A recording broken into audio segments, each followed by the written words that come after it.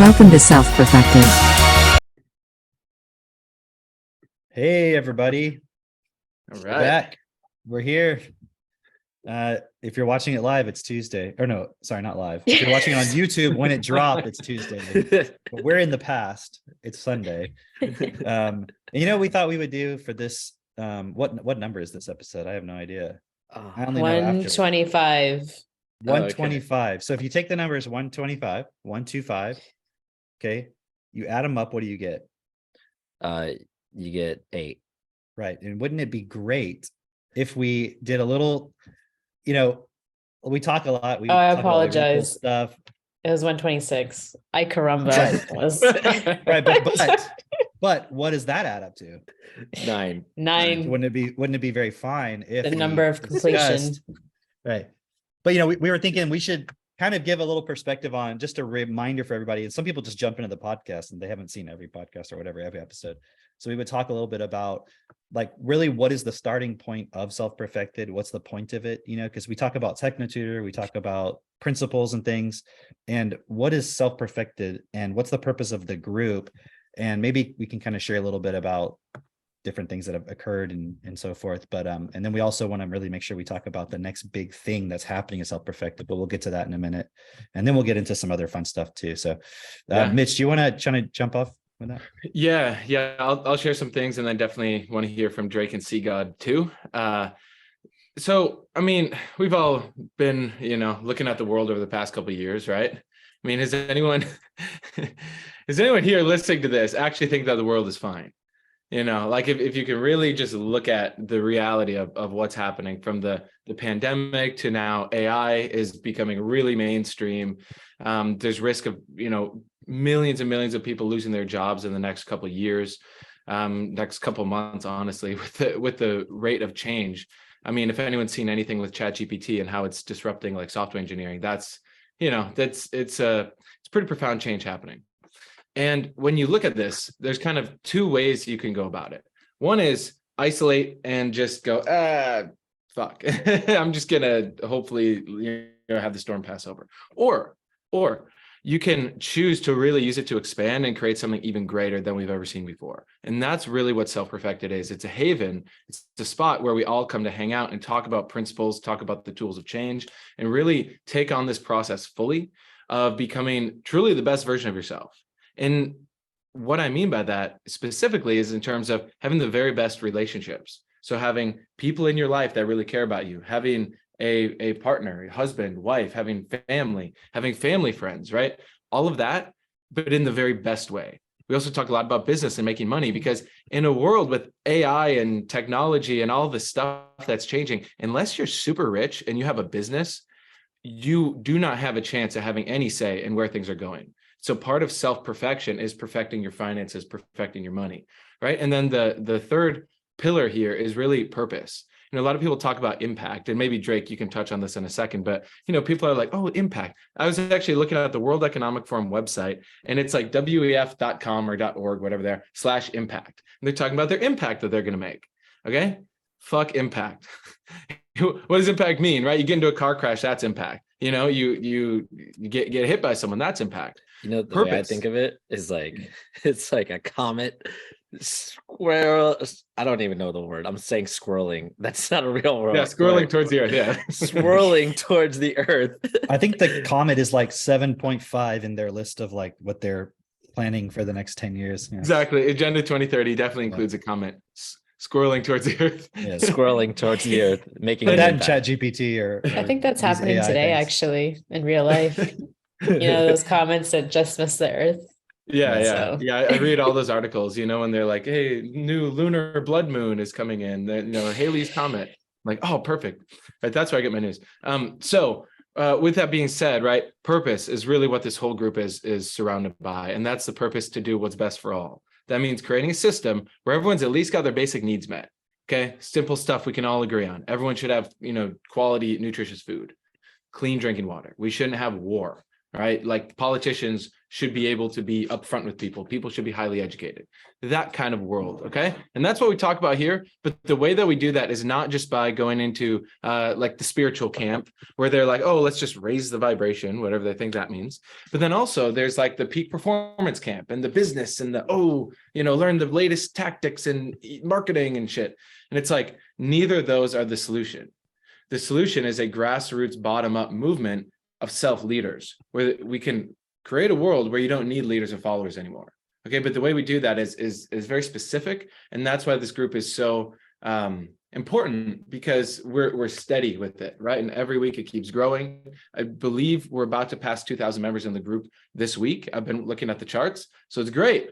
With that being said, let me pass it to Drake and see God chime in, whatever you see, but what do you really see as the purpose of this group, and why should someone want to not just join, but like really get involved and take it on for themselves? I mean, you really hit the nail on the head, where you're just, if you take a step back and you look at the world today, if you have eyes to see, it's very obvious at this point that society is headed in a direction that does not make sense. And what I mean by that is just simply, if you have children, if you're looking at the younger generations, how they're being influenced, all of that, they're being influenced to do things that there's no reality for them at the end of it. It's just like it would almost be like you're guiding a small child or small animal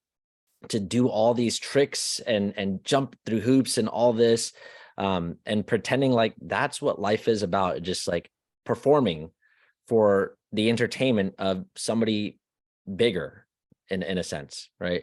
And I'm saying it that way because, quite frankly, if you have young children, or if you're at all concerned with the future of our society, you can see that they're not learning in school. Not only are they not learning in school, but there's a lot of abuse that happens in schools, where children are just in Chicago public school system alone. There's been hundreds of allegations of teachers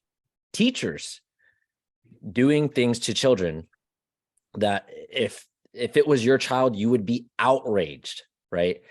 But and at least half of these 600 reports have been substantiated, meaning that did actually happen, right? And it's really sad and scary for the kids who are in that environment. But it's really obvious as well that this environment that parents believe is what you're supposed to put your kids in is an obvious abusive environment for children. And this is what so many parents are putting their kids in.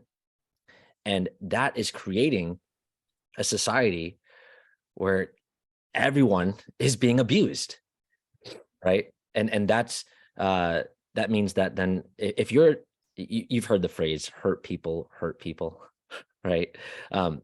If you're abused in that way, you're likely going to abuse others and justify it. And that would be an entire generation of kids who are adults then who will justify that abuse and say that's okay. And here's the point I really wanted to bring in is just the power of the group that we have, right? Because if you can see, hey, I don't want that for my children.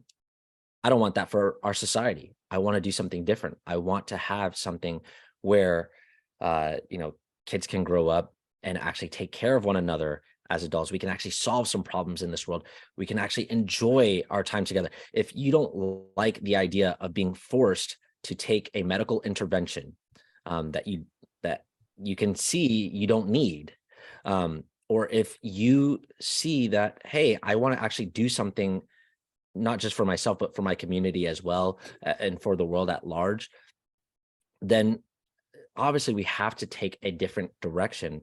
But guess what? You're not going to be able to do that on your own. If it's just you against this system that we call the school system, or the government system, or our society system, if it's just you against the things that is being forced upon society, then you're going to have to submit, unfortunately. But if you're part of a group, if you're part of a group that is standing up and making a difference, you've heard this poem. I've definitely said it on the podcast before, but it kind of goes like, first they came for the gypsies, and I wasn't a gypsy, so I didn't speak up. Then they came for the Jews, and I wasn't a Jew, so I didn't speak up. Then they came for the Blacks or the Spanish or whoever, and I wasn't that, so I didn't speak up. And then they came for me, and there was no one left to speak up for me. And the truth behind that is that if you're standing by yourself, you're not going to be very effective.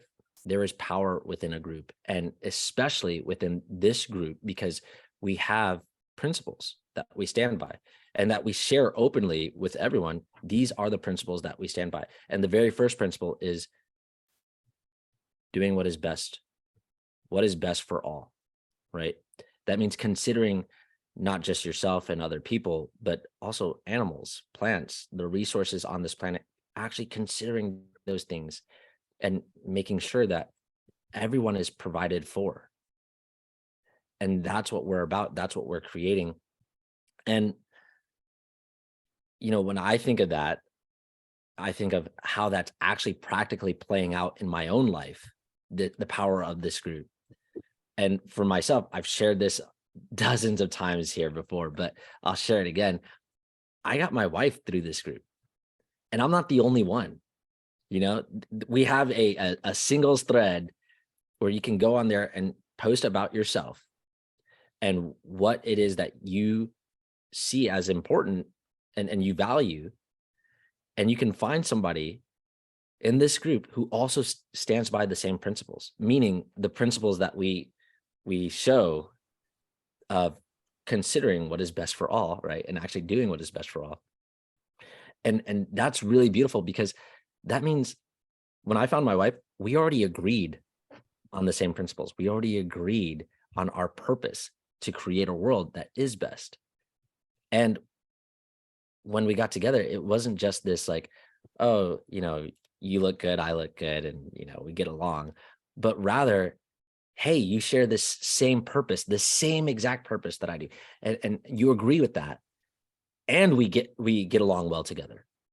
And that's really amazing, because if you think about it, we don't agree on every single thing, but we do agree on our purpose. And so that means that you have somebody walking through life with you, supporting you to do what is your life's purpose.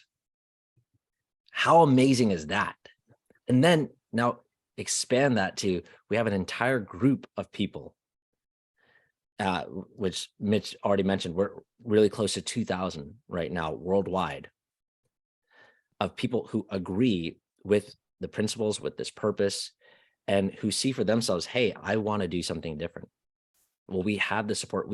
I started out talking with about relationships, but it's not just relationships. It's also people making good money, making business partnerships within our group. There's also people with real purpose. Obviously, that's what we're always talking about here. But also at the same time, it's like these people are getting together. They're sharing with one another. They're taking care of themselves, taking care of others. They're changing the things within themselves that they see as like, hey, this was holding me back in the past. I want to change that. And then reaching out with others and connecting and growing that and growing their own communities. We just had a podcast, or not a podcast, a hangout in Cameroon? In Cameroon. So we're having places in Africa, places in Europe, places in the US, of course, all over the US and in Canada and South America, where people are getting together and building real live local communities, reaching out to one another in person. Like, we don't have a problem with, connecting with somebody online, but we're making real connections. When we connect with someone online, we're actually having a real conversation with somebody over the phone, or, through Zoom or whatever, and like, hey, what's going on in your life and what support do you need in order for us to all get to this place where we're creating this world where everyone has their needs met. And then from there, we can grow even more, right? I've been actually making this analogy of, it's kind of like, imagine right now, everyone is a hunter, right? Everyone is a hunter. In order to survive, you have to go out and hunt. And so everyone is so focused on going out into the world and looking for their food that they're going to get. And then they have to chase it down. They got to capture it. They got to kill it, skin it, all that stuff. And then they can eat. And then the very next moment they're thinking, okay, I got to go out and find the next thing that I'm going to eat. Right. And they're constantly, that's all they're consumed by is hunting. Right. But now imagine you've got a group of people who they've created a farm. They've created a farm for themselves. And yeah, it's work, but because they have that farm, they can actually take some time to consider other things outside of just hunting.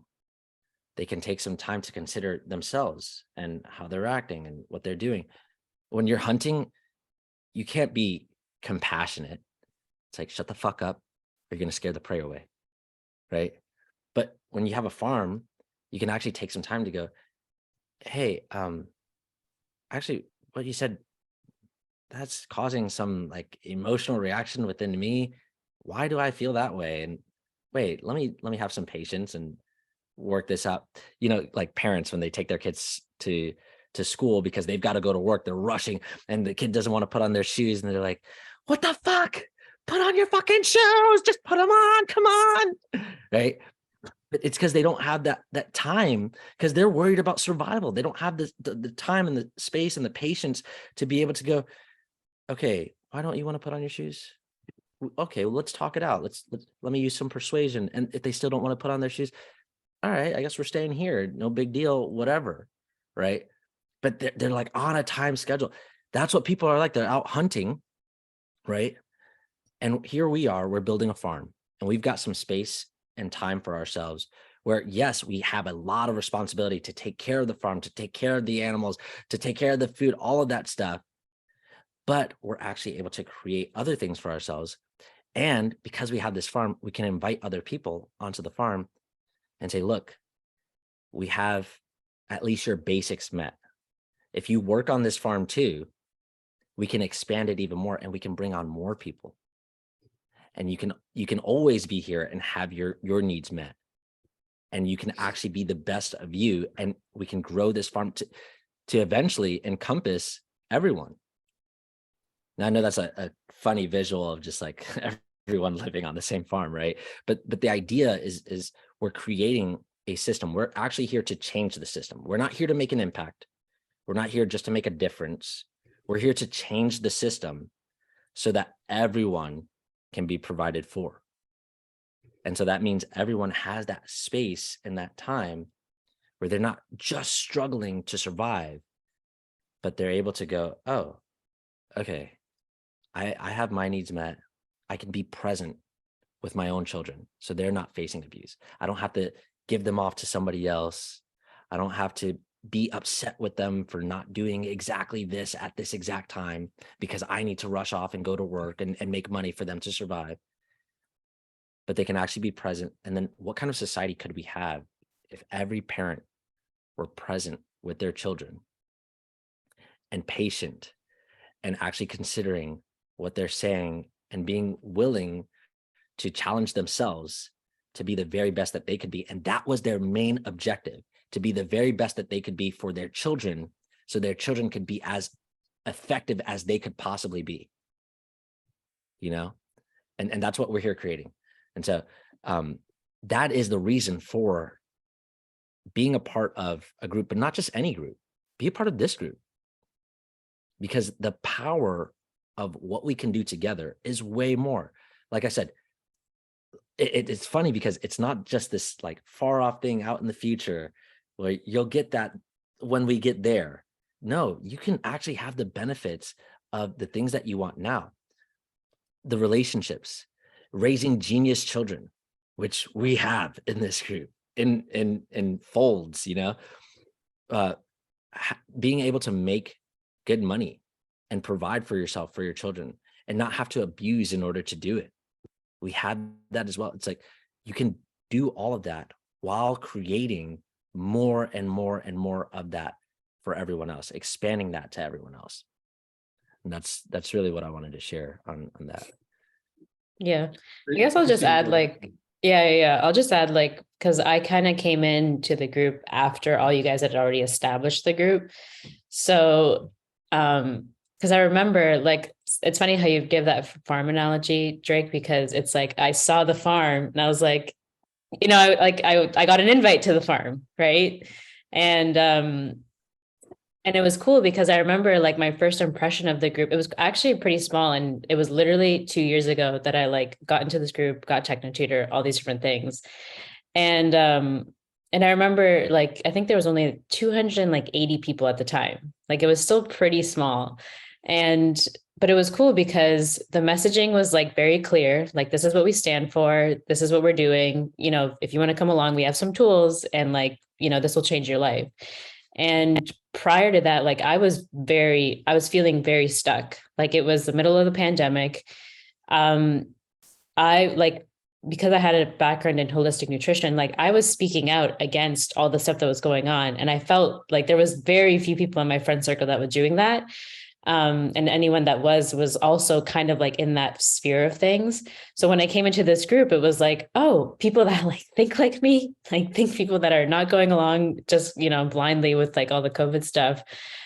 People that actually value real relationships, like not just having friendships, but also like, having like I saw you and Jess, Mitch, and I was like, oh, like that's the type of relationship that I want. You know what I mean? And then seeing all the business success, it was like, okay, that's what I want as well for myself. Right. So finally, when I started participating, because that's what you need to, so that was clear to me. I was like, okay, I need to participate and I need to ask questions and get the tools that everyone's talking about. So I got TechnoTutor. I started applying myself. I stayed connected. I was talking to Mitch often. I got a lot of support from Drake. I got a lot of support from like Kian and stuff. And then like literally long story short, it's like I ended up meeting Drake, like we were talking and Drake proposed the idea of a relationship. And for those of you who know our story, like at first I was not, I was not 100% down with it, but what he had presented was actually what I wanted. I just wasn't ready to accept that, especially like with him. So through walking my own process, ended up, coming back to Drake and being like, hey, you know what? Let me take you up on that offer, actually.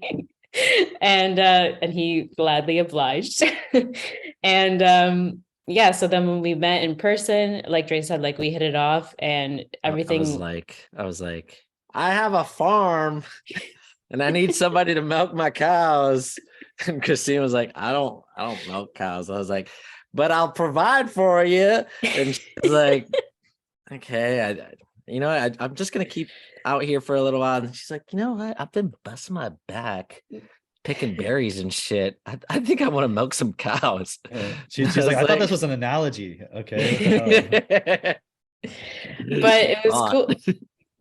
But yeah, so, I mean, like, it's crazy because I was like Facebook group, like finding my husband in a Facebook group was the last place I would have thought to find anybody. And it was just funny because before Self-Perfected, I was trying to get rid of my Facebook. Like I wasn't even trying to be on Facebook. And then because of this group, I like started vamping my Facebook. I had 0 friends. I had deleted my entire friends list. So my entire friends list was just Self-Perfected people for like the first like little bit. But it was cool. I was like, okay, I was so stuck prior to like where I was to being in this group that I was willing to do whatever I needed to do. And so anyways, obviously like that led to like me getting married to Drake. Now I live in Florida. I got out of Canada and my whole life is just like up leveled 100x, like just from being in this group. So I'm like a living testimony to what this group is capable of. Like I can speak for myself. Like if I wasn't a part of this group, I don't know where I would be. I would probably still be searching. I got sucked into all the spirituality stuff, and I was searching for answers, but I didn't realize the importance of a group, and I find with spirituality, especially, there's like this very, like there's this idea of being isolated, and you're kind of like this lone wolf that's like trying to figure things out for themselves, and no one really gets you. And, you have all these like kind of like superpowers of like being empathetic and all this kind of stuff. And you get sucked into all of that. Right. But, now I realize like a lot of that is just really bullshit. And it's just another way of just separating you from connecting with people and real people, and having a community, and having people that you can actually trust. And what else I've gotten from this group is like the purpose, right? Because I saw for my own self, like just from the health perspective, that the world was fucked and some things need to change. The just system actually needed to change. So seeing then like the actual root cause of the problem, which is education, something that we talk about all the time, like how that is the fundamental issue with everything that's going on in society. I was like, okay, this, like, I'm down, like because this covers all the bases of like health, nutrition, all this kind of stuff. But now even on a deeper level of like, having emotional intelligence or having financial intelligence, like all these different things that everyone is upset that school doesn't teach you. So now it's like, it's even cooler because in my relationship, it's like, because we're so clear on our purpose and we know what we're doing, there's no like distractions of like, oh, like not being on the same page with Drake about like nuanced, trivial things. It's like, no, like we're clear on what we have to do.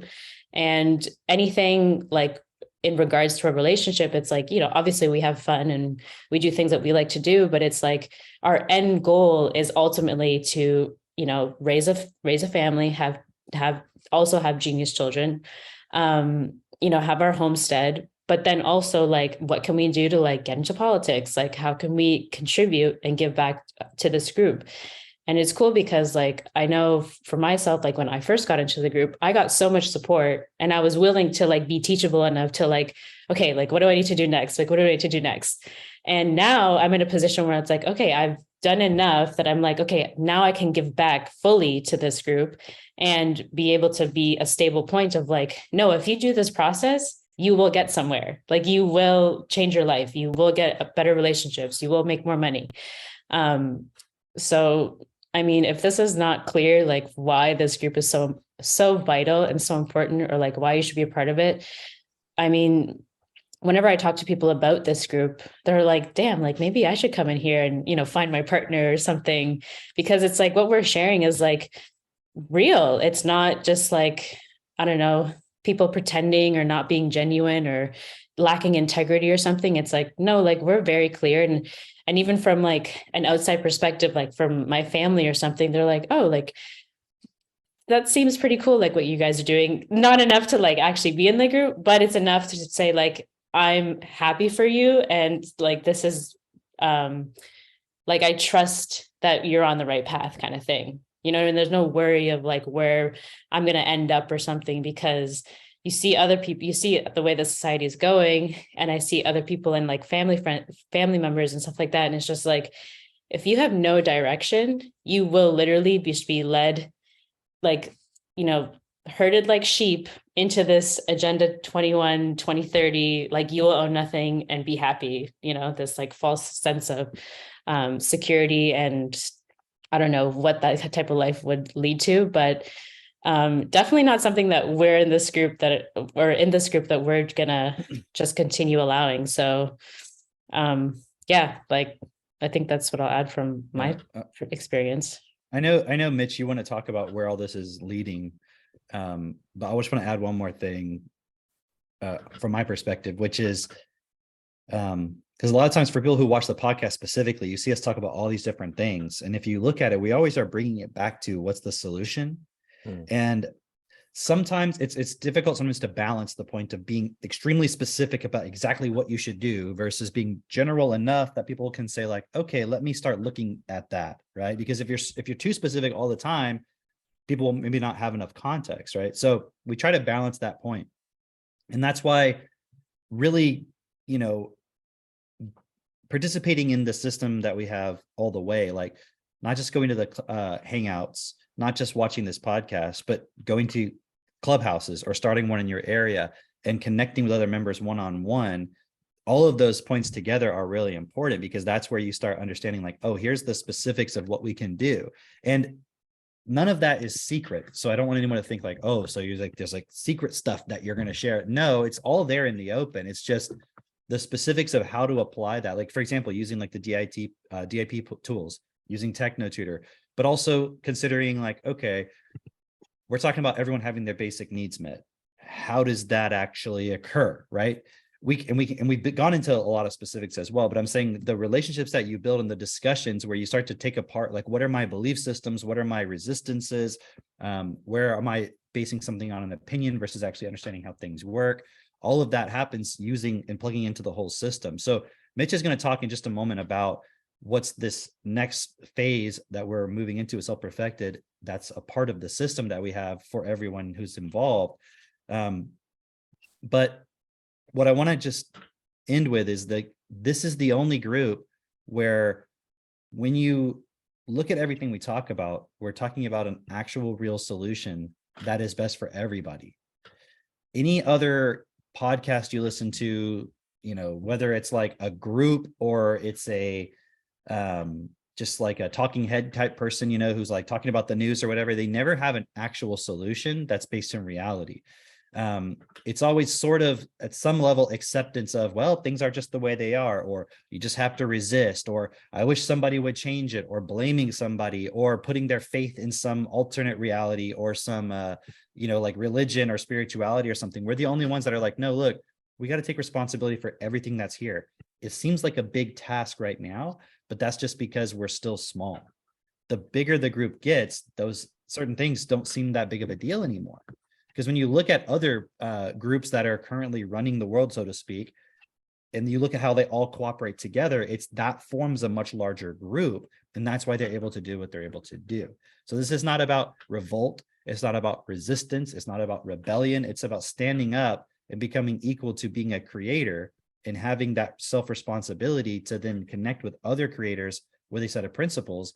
Because then any of the sort of criticisms of like, oh, you're going to create a dystopia or you're trying to control people or any of that, that all goes out the window because it's not about individuals having an adherence to some kind of a leader. It's about developing the principles within yourself so that when you're working with another person and self-perfected, you're both operating from the same principles and you can come to an agreement and you can work together. So I just wanted to add that part in. And Mitch, I'm really interested to hear, you know, what you have to share with everybody about this next big phase we're going into. Hang on, before you do, Mitch, I just want to say something about what you just said, Cam. Just to like, I know this is what you're saying, but just to make it more clear, it's like people have such a reductionist view of things where they just focus on one specific aspect of something. Like, for instance, people will focus on just their experience or how they feel. And, you know, they just want to feel this way. And what you're saying is essentially, we have an entire system that doesn't just focus on one specific aspect. Like I was playing with we have candles in our home. So we have lighters to light those candles. And I was showing how that is a system. A lighter is a system. There is a flint, and there's some steel, and you strike that flint and steel. And then at the end of that, there's a lever that you push down and gas comes out, and that causes a fire, right? A lot of other people, when I talk about reductionists, they're focused just on the flint and the steel and creating that spark, right? We have the entire system that consistently creates a fire, right? Meaning we have the system that considers, okay, it's not If you want to have a good experience, okay, that's fine. You can have a good experience, but it's not just about your experience. There are other factors that play into that. And we're considering all those factors so that we can create it so that we can consistently, all of us, have a good experience and beyond. Right. And part of that system is, I think, what Mitch is going to go into right now. But it's all those things that we said of, we have the Hangouts, we have the local community, we have the tools, and we're expanding even more into the relationships and what that looks like, creating our group to not just be like a just, hey, we're just talking about it, or we just want to have a good experience and that's it. But actually, here's what we need to tackle so that we can all do this together and really enjoy this consistently. And yeah, Mitch, would you please share on what the next steps are? Yeah, of course. So I mean, looking at it over this past weekend, like from the hangout we had on Friday, and then I was just chatting with my wife, Jessica, and our son, Aristotle, and just seeing what we have here and how it's growing. It's just amazing, because what I've realized, like you're talking about, Drake, is that systems level thinking, and that the more people that we can get to have the systems level thinking, it's part of, real education. The more we just have people around that have the ability to make that real difference in their community and really open things up. Because when you have financial freedom, you think different thoughts. Like when you have real purpose, you think different thoughts. When you have a wife or a husband, you think different thoughts. Like you're able to play at a higher level. And that's really where the group is at now, is more and more relationships have started. More and more people are seeing success that they've never seen before. And so now it's a way to now bring a sense of cohesion or unity to it. Okay. So every year since 1970, you can fact check me on that, but there's been a group that has met in Switzerland. It's called Davos, and it's the World Economic Forum. And they basically have a bunch of elite people. Some are politicians, many are non-elected officials, billionaires, people who run corporations, have the media, all that. And they all meet once a year to decide where is the world headed. And they've been doing this for a while, okay? Many of you have heard of Davos. Many of you have heard of World Economic Forum, the whole Agenda 2030 thing. It's all out there. It's in the open, okay? And I've been looking at this for a while, and I'm like, what the hell? Why is every single time that they're proposing something, it sounds nice, but when you really look at it, it's just creating more inequality. And they claim to be all about equity and inclusion, but to even be a member, it's like 600 grand just to have a basic pass to it. And if you want to be a sponsor, it's way more. There's no real equality in that. Don't let them, don't fall for the lie. And we've been looking at this for a while of like, what if there was a Davos or some type of meeting like that, but where the people there were real fucking people, like people who genuinely care, who can relate to the average person, but also understand the game of money, understand business, understand how the system works, and then everyone coming together to then support and bring that level of understanding and change to then their local communities in a grassroots, bottoms up way.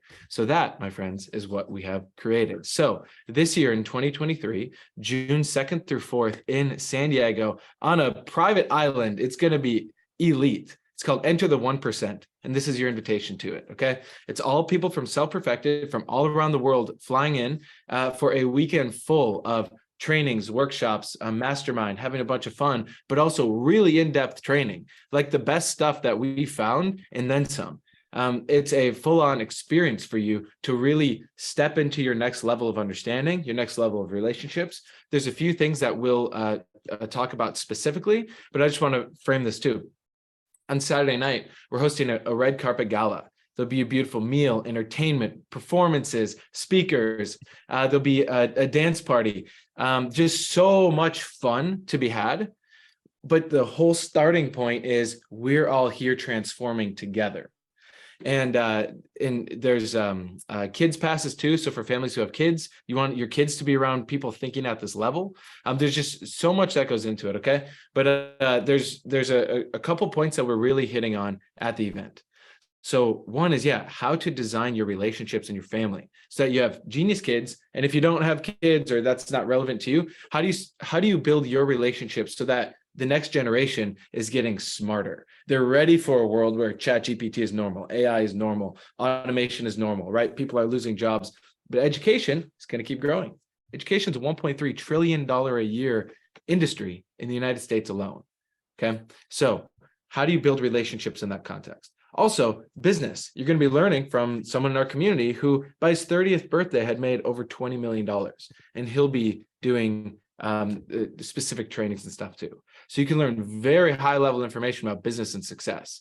And then also it's just the whole purpose, right? Really refining that. A lot of people have been on the Zoom calls and the Hangouts and that kind of thing, and they've connected, one-on-one a little bit, but it's when you're in person, you're having a conversation with the 6-year-old who can teach you stuff about logic and, systems thinking and mathematics, or you're seeing these kids interact, or you're having a conversation at 2 a.m. about what's the real purpose of life and what are you here to do? Like, those are the moments that you up level in a way where you can't go back to who you were.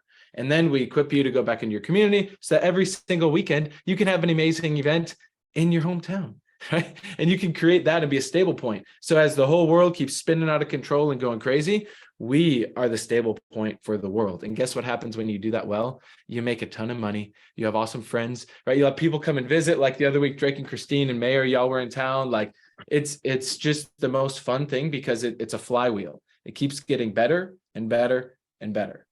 And the way for you to get really plugged in, aside from the podcast and all that, is get your event ticket. You can go in the Facebook group or just send a DM, hit us at contact@self-perfected.com if you have questions on it. But the tickets are up, they're available. They will sell out. I mean, it's literally a private island. There's limited space, right? And with that being said, I mean, does anyone else want to add like what you see as the value of being at this one specifically? And then, let's dive into the rest of the stuff that we chat about on the podcast. I'll just add a point. I'll go add a point real quick. We talked about why we go to events generally, like big major events out there. And so some of our people who listen to our podcast may have done things like that. You might have come to TechnoTutor events. You might have gone to other groups' events, or some people listening may not have ever gone to an event, or you may have, like, some people might fall into the category where it's like, I've been to events and like nothing really changed, right? That's not the case for me, because when I go to events, I also have the tools and I plug in. But this event specifically it's kind of hard to explain. And I don't like putting a point where it's like this kind of mystical thing, like, oh, something magical happens. But anybody who's been to the events with us, like the ones that we go to, specifically as a group, that there's this power within those events. And I'm not saying it's a magical thing. It's just something that most people just don't understand. And it's fascinating because, especially if you're in a point where you're like feeling a little bit stuck, or you're feeling like, I keep applying myself within something and it's not changing or whatever. There's something about going to an event where you have to travel. You have to go outside of your comfort zone. You're kind of out of your routine for a little bit, but then being in a group with other people who are with the same principles, on the same path, working together, there is a power there. It's a very real thing, although it's sometimes hard to see it tangibly. Like, like you can't, it's not like you're just seeing this glowing aura or something, but there is a physical power that occurs when you're in these groups. And it's like, the best way I can think of it, it's like, as an analogy, it's like if you have like a water bottle, right? And it's like kind of cold, or it's like, it's like cold or room temperature or something like that, right? And then you have this thing that you can put it in that heats it up, right? And then when you take it out, it's warm. That's you going into the event. It's like you're in another environment that is designed to bring you up. It's not the best analogy because it's like, that seems like it's a temporary thing. When you come to this event and you apply the things that are shared, you're going to make permanent changes in your life. So just if like you've gone to events just like the water bottle, right? If you've gone to events where that hasn't happened, like you've gone to the Tony Robbins and you've gone to the, sales seminars and the this and the that and the crypto conferences and all this stuff, they don't have all the bases covered. They've got maybe something, but they're also not teaching you and showing you how to change within yourself to actually stand up in this world, because that is the process in itself that's going to get you all the things you want. Because as we start to move forward through time as a society, there's going to be two paths. Go into the Davos 2030, own nothing and be happy, or stand up and take responsibility as a part of a group, like Mitch said, from the bottom up, grassroots, that stands up and says, hey, we know how to be happy. We know how to have the best relationships. We know how to raise children effectively. We know how to work together. We have principles that actually benefit everybody, even the people that are there in Switzerland at the Davos thing, whether they realize it or not. We're not against anybody, but somebody has to start taking responsibility. So if there's any point within you where you're like, I really want to push myself to go to that next point, just show up at the event, because you're going to find a lot of people who are very friendly, who want to talk. And I know this because even though this is the first official Self-Perfected event, there's gonna be a lot of people there from Techno Tutor, from other groups where we've done events, that are all coming to this event, plus people who have never been to any of our events before or anything. And so there's going to be a lot of people there that bring that same enthusiasm. I want to say energy, vibes, whatever you want to call it, but it's coming from something real. It's coming from, hey, I actually benefit from being a part of this, and I want to share it with other people, and I like seeing other people succeed. And I know that being there is going to support me as well. So it's a give as you want to receive. So this would be the event to go to. Even if you have experience with other events or anything, this is not going to be like anything else you've been to. And the cool thing is, unlike any other event that you can conceive, you're going to go back home after the event with actual real things you can implement that is going to take your life to the next level. So you grow from the event, and then you go home and you grow even more. Okay. So that's what I want to add to it. Drake, did you want to say something too? I forgot what I wanted to say. Good. Okay. Awesome. Let me just say this point real quick too. In past 2-3 years, whatever, it's been the whole like restrictions, stay home. Everyone's kind of afraid and wear the mask. And is this a mask place or not a mask place and all that? It's like, okay, we're in a moment right now where that is not a thing. I don't know how long this is going to last until the next round of the monkeypox or whatever the hell comes out. And then everyone's afraid again and you can't travel, or there's travel restrictions and all this stuff. Let's capitalize on this big time. Okay. Where we can all come together, experience the power of the group at this scale. I mean, we have people coming in from Germany and Paraguay and, Costa Rica and Canada and all that stuff. So it's like that. The timing is perfect. So let's capitalize on this and really go see what we're capable of, because this has never been done before, and this is your opportunity to be part of it. And I think we can maybe put the link also in the description. Yeah, for the video too, just so for everybody watching it, you could go to the website, or we'll probably put the link down there as well. So specifically what it'll be is there'll be a link below where you can go to the page, and then that page gives you an option to select adult or a kid's ticket. And then that will take you to a Stripe checkout page. That's where you can choose if it's you and your friend or whatever, and you want to buy 2 tickets, or you have 3 kids and you want all 3 of your kids to have the tickets. Just go on those pages and then check out. And then if you have any questions, just either email contact@self-perfected.com, or you can send a DM on Instagram to @selfperfected, all one word. Or find me on Facebook, send me a DM if you have logistical questions or anything. We're here to answer your questions, make sure that's clear. But also just buy the ticket, you'll figure it out. You're smart enough. And then you'll be surrounded by, hundreds of other change makers. And that, I guarantee families will be made at this event, right? Partners will be formed, right? Don't go too crazy right away, right? Make sure you're in alignment. But we've seen it before from events. Like I have no doubt. So What's cool as well is I remember when I first got into the group, we were talking about doing events in person and having a big Self-Perfected event. And literally 2 years later, it's actually coming to fruition. And how freaking cool is that? So if that is also not a testimony to how this group works, we literally make shit happen and actually create it into real life. And it's it's going to be everything that you've ever wanted and more, be this epic. It's on an island. It's in San Diego. It's come to California where it's the beach.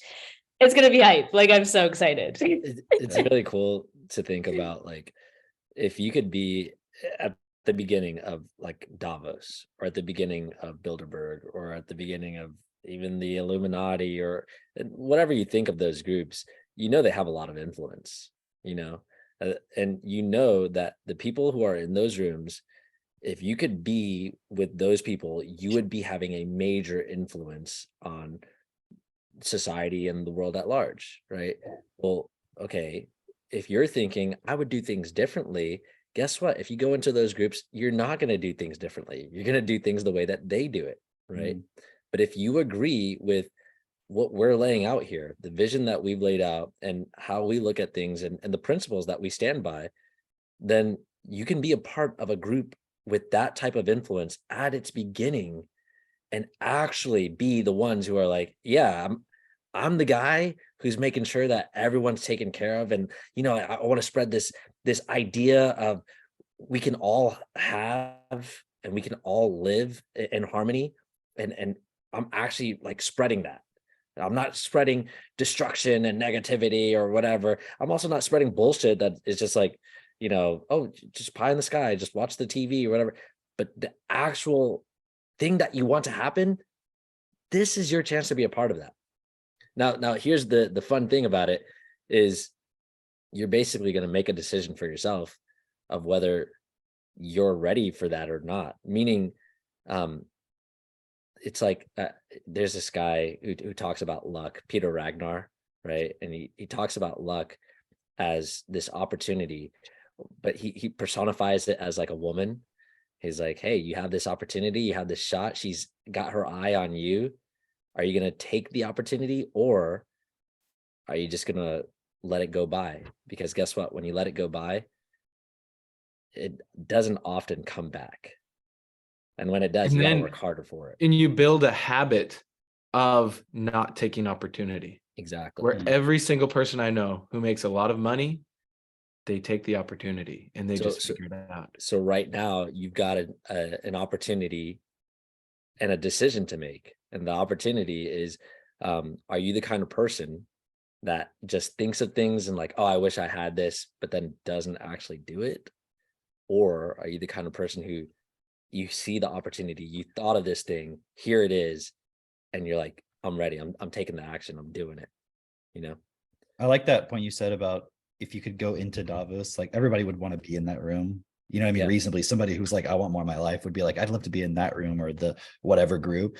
But it's like, okay, but you know, you may be thinking, oh, I'm gonna go in there, but then I'll change things, you know, and I'll take what I learned and I'll do something good with it. And it's like, no, you don't get to be in that room. That's why they have the certain, you know, and the 600,000 that they talked about isn't the only. You can come up with the money, they'll still not let you in because they want to know, are you going to do what we want to do? So it's like, what if you were like, well, if I was in there, I would change the world and I would make things better. And I'm like, right. So guess what? There's no other group that's like this powerful groups that you're going to go into to be able to do that. You have to just have your own group.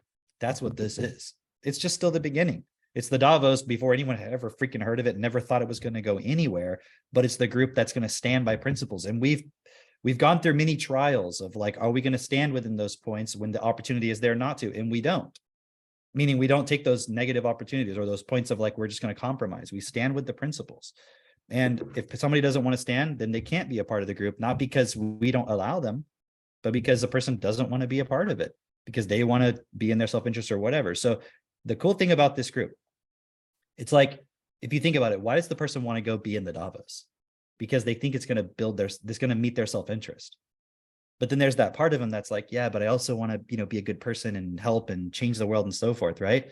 You can do both in self-perfected. Yeah. But that doesn't mean you won't have to make adjustments. But do you want to adjust your principles to just not giving a fuck about anything and just only focusing on self-interest? Or do you want to adjust yourself to actually learn how you can get what you want while you improve the world? Right. So that's what we're all about. That being said, I guess you can go check out the links and all that. It'll be in the description and those other ways Mitch said. But do you guys want to talk about I mean, we talked with so much positivity in the first part of this podcast. Like, I feel like we need to get like really we gotta negative now and like just like Dude, doom and gloom, you know? Okay. So Mitch and I, well, while we were in Minnesota, we watched an episode of Black Mirror, and I think it was probably the first Wait, episode. hold on, guys. I thought that the announcement of the event was going to be like the biggest first thing in Self-Perfected that's ever happened. Like, it's like a big first, right? But you just told me Mitch watched an episode of Black Mirror. And like, I don't want to downplay the event because it's going to be amazing, but I feel like it kind of eclipses that in terms of like, it's kind of blowing my mind right now. They sold me hard. We were about to watch some. Drake was trying to get me to watch Kung Fu Hustle, and Christine's like, no, we got to learn. And I was like, yeah, I like watching something and learning, And then they're Mitch like, got sold Black by Mirror. I was Christine. like, what? Mitch got sold by Christine. I was like, I like you I guys. felt- He's like, you can watch Kung Fu Hustle or Black Mirror. He's like, fuck, I guess I have to watch Black Mirror. I was trying to have a good time. No one else had good suggestions. And I pulled the learning card on Mitch, obviously it worked.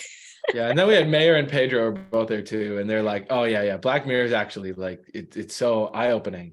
I wonder if there's probably, I'm assuming there's probably like even newer ones. Is it continuing to? So there's probably, because the last time I saw one was when we went to San Antonio, when like Cindy was still basically crawling. Wow. That was the last time. It was like when they came out with that episode where it's like, was it The a dating choose your one? own adventure kind? I can't remember how that. Yeah, the game one. It was like, or no, was it a game? Remember the one? Oh, anyways, I'm getting off track, but there was like this one they did. It was like kind of an experimental style episode. Mm. When there was They like the all one with seem Miley experimental. Cyrus. I'm Remember? not a fan. So we watched the one with Miley Cyrus. We watched Okay. that one. That was the last one I've seen. Was like whatever. So we Okay. watched that Okay, one. that one was decent. That one was and, decent. and Mitch was like, oh, okay, it's not so bad. You just like the Miley Cyrus. And then it was It just was like pretty like tame though. it was just another episode of Hannah Montana. That's all it was. Yeah, But also, isn't it weird because didn't Miley Cyrus, the actual Miley Cyrus, like kind of become this weird alternate version of her original character? It's like she actually has lived out that actual story yeah, in a real way. life. In a way. She's got quite the Some- life. And then the next episode that we watched, that was a real What was that one? episode. That was a mistake. It's the one where like there's a kid, he watches porn and then he gets gets blackmailed. blackmailed, Like yeah. they Okay, have a yeah, video I of see that him. one. Yeah. Yeah, and then like he meets up with all these other people that they blackmailed as well, and they get them to do. See, if he It's were like smart, he illegal would have been things. like, wait, I could be afraid of this or just realize this is my first sex tape. That's what He we could were become, saying. he could be like the next Kim Kardashian. Exactly.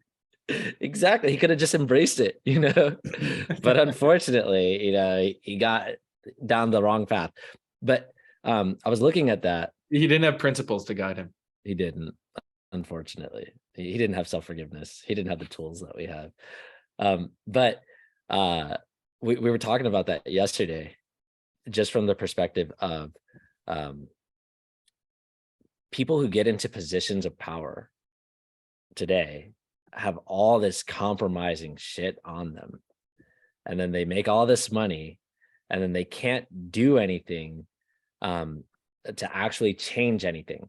No, yeah. Because number one, they've compromised all this way, but number two, it's like, then that also means they have to give up their status. They have to give up their money. They have to give up the image that they have of themselves, all of that stuff.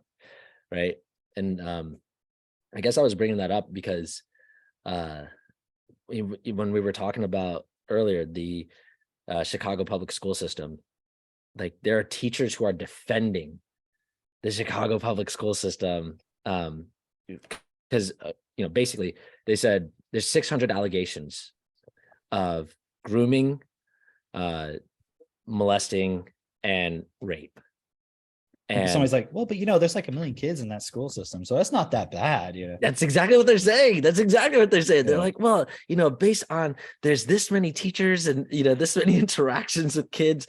I'm it's like, only oh, now you want to 2.4 do actual math about Right. percentages and shit. Okay, what happened only like about 3 years ago? 2.4% of kids are affected by this. It's like, whoa, okay, so only 2.4% are affected, but when it's less than 0.0001, But even 2.4%, they would have been like, oh, pandemic, gotta just shut everything down.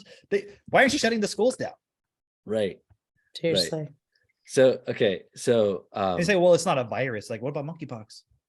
but the point being, teachers are defending this kind of they're defending this system essentially. It's not just they're defending their jobs, it's not just they're defending other teachers, it's they're defending the system like, well, that's just the way it is, and it's not so bad, actually, it's pretty great. Like, what the fuck? I think we talked about how in Loudoun County there was a very similar situation where a parent was basically, they went to the school because their child was raped, and they went to the school making a fuss, and they arrested the parent. And they were saying that everything that the parent was saying was like, no, it's just rumors and allegations, and it's bullshit. And then it came out later through other stories that this had been happening, and they were trying to like suppress the story essentially. And it turns out that this parent was actually telling the truth, and they tried to make him look crazy. They had him arrested, all that stuff. Yeah. Right. The point that I'm just tying all this in with is we got to stop. Why would you, like, if your kid was raped in school, why would you go to like the rapist's boss and be like, I mean, that's a stupid way I phrased it, but it's like, do you think they give a shit?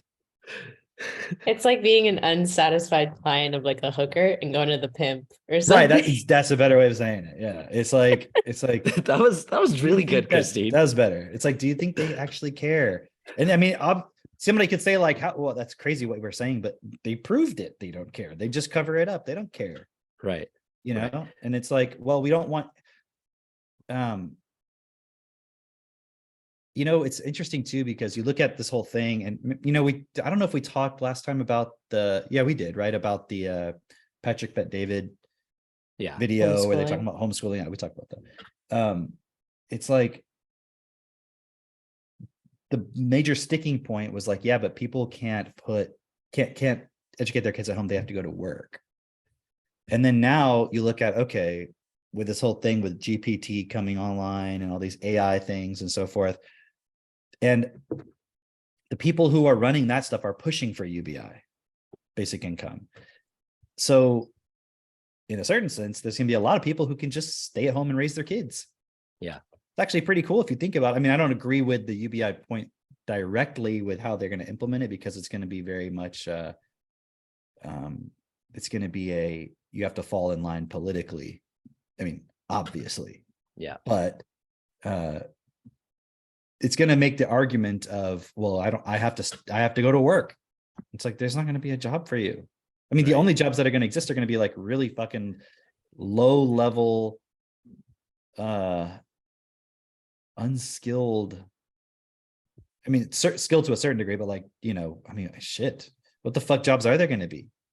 Yeah. I mean, people say like plumbers and stuff like that, like, sure, but that still requires that requires a high level of skill. And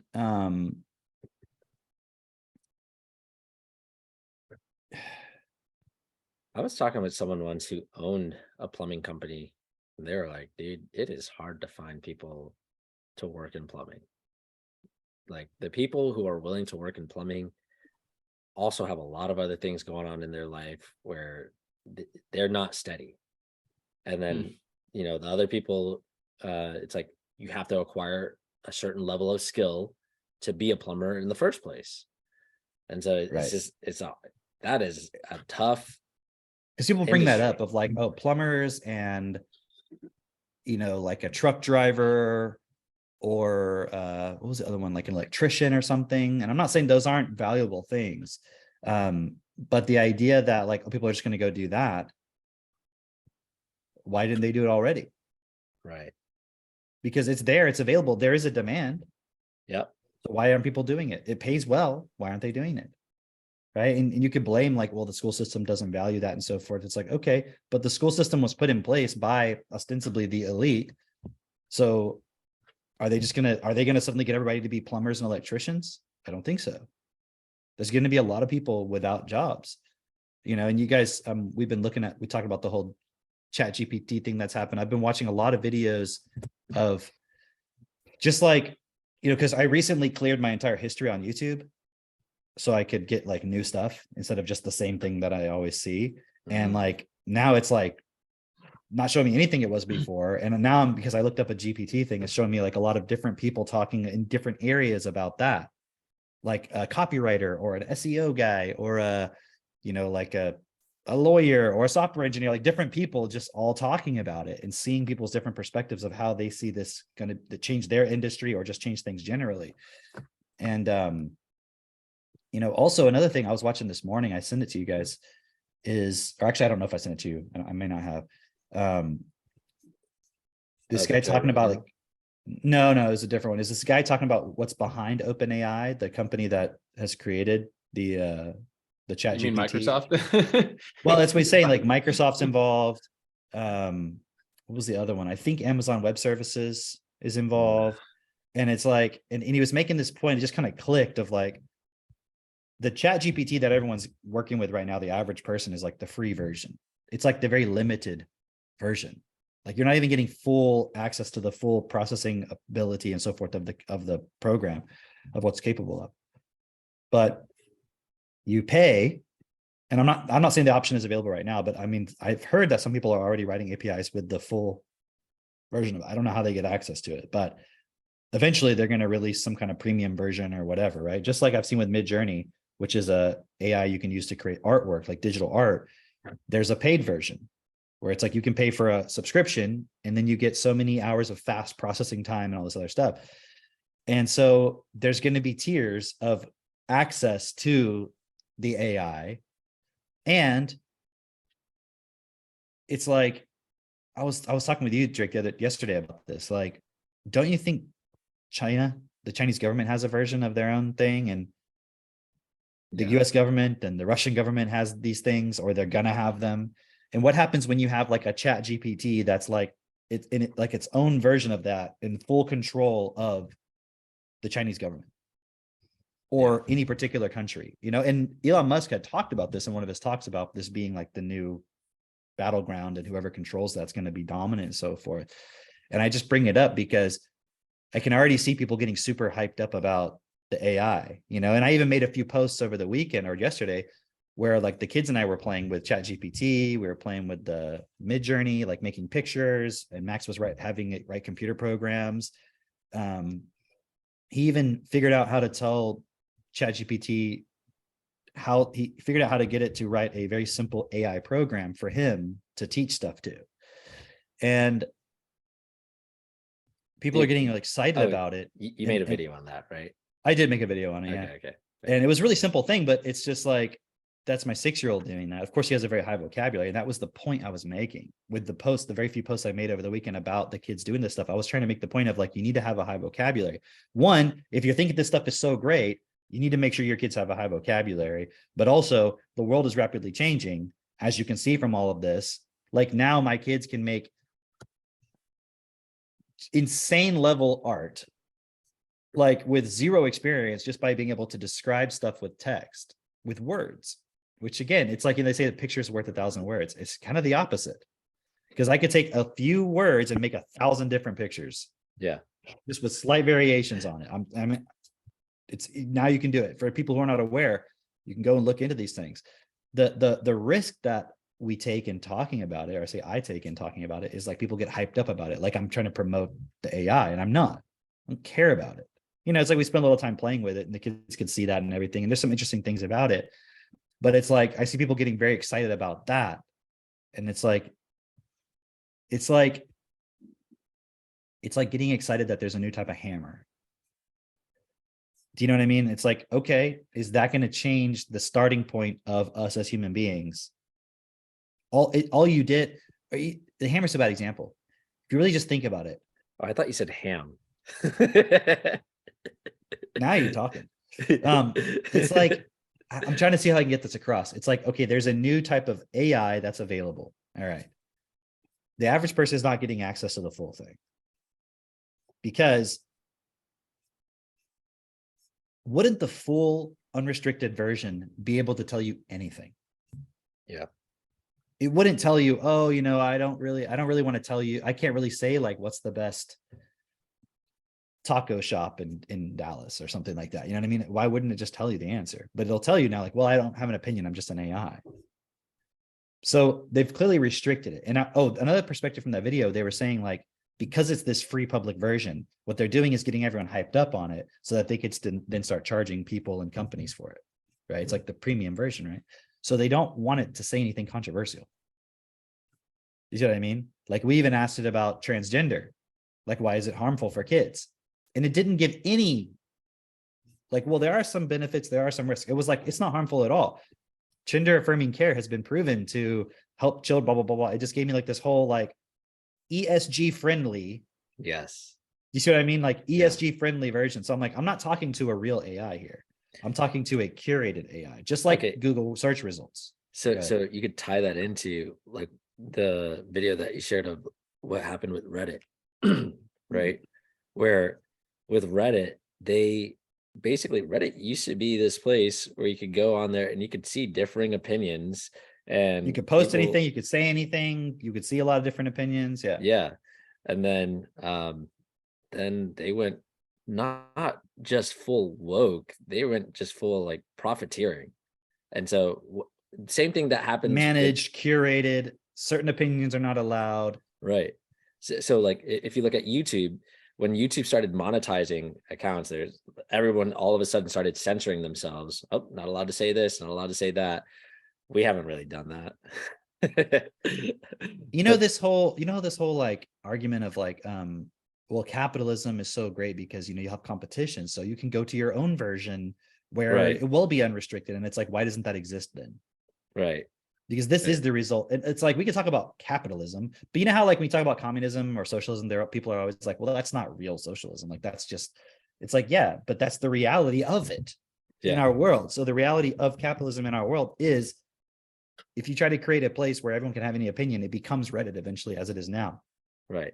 And there isn't an alternative because they're going to shut that down because they have all the capital now. They have all of the resources. They have all the connections to be able to say like, well, we don't want that to exist, because then they'll use their platform and their connections with other platforms to demonize any other platform that comes up to compete as somehow bad, or it's going to be some physical risk to people or something.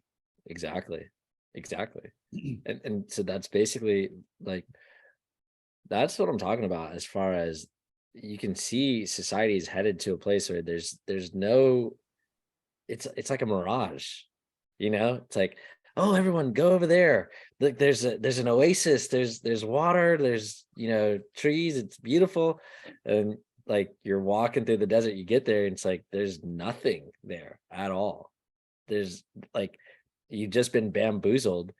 And the only reason that can happen is because people cannot see in front of their own nose, like they cannot see that far ahead. They can't work things out. I was talking about this yesterday at our clubhouse. We were talking about how it's like you can't put together. This is why I brought it up, because Dr. Phil was talking about how 130 million Americans can't read at a basic level. And he was asked, so what's that mean, a basic level? He's like, oh, let me tell you, a basic level, they can't read the prescription on their medication. They can't read a story to their children, a children's story at bedtime. They can't read at a basic level. That means they can't fucking read. But this is the, and we talk about like people, they always do these promotions, like in certain communities of like, you need to read to your kids and so forth. And it's like, but they can't read. But they can't.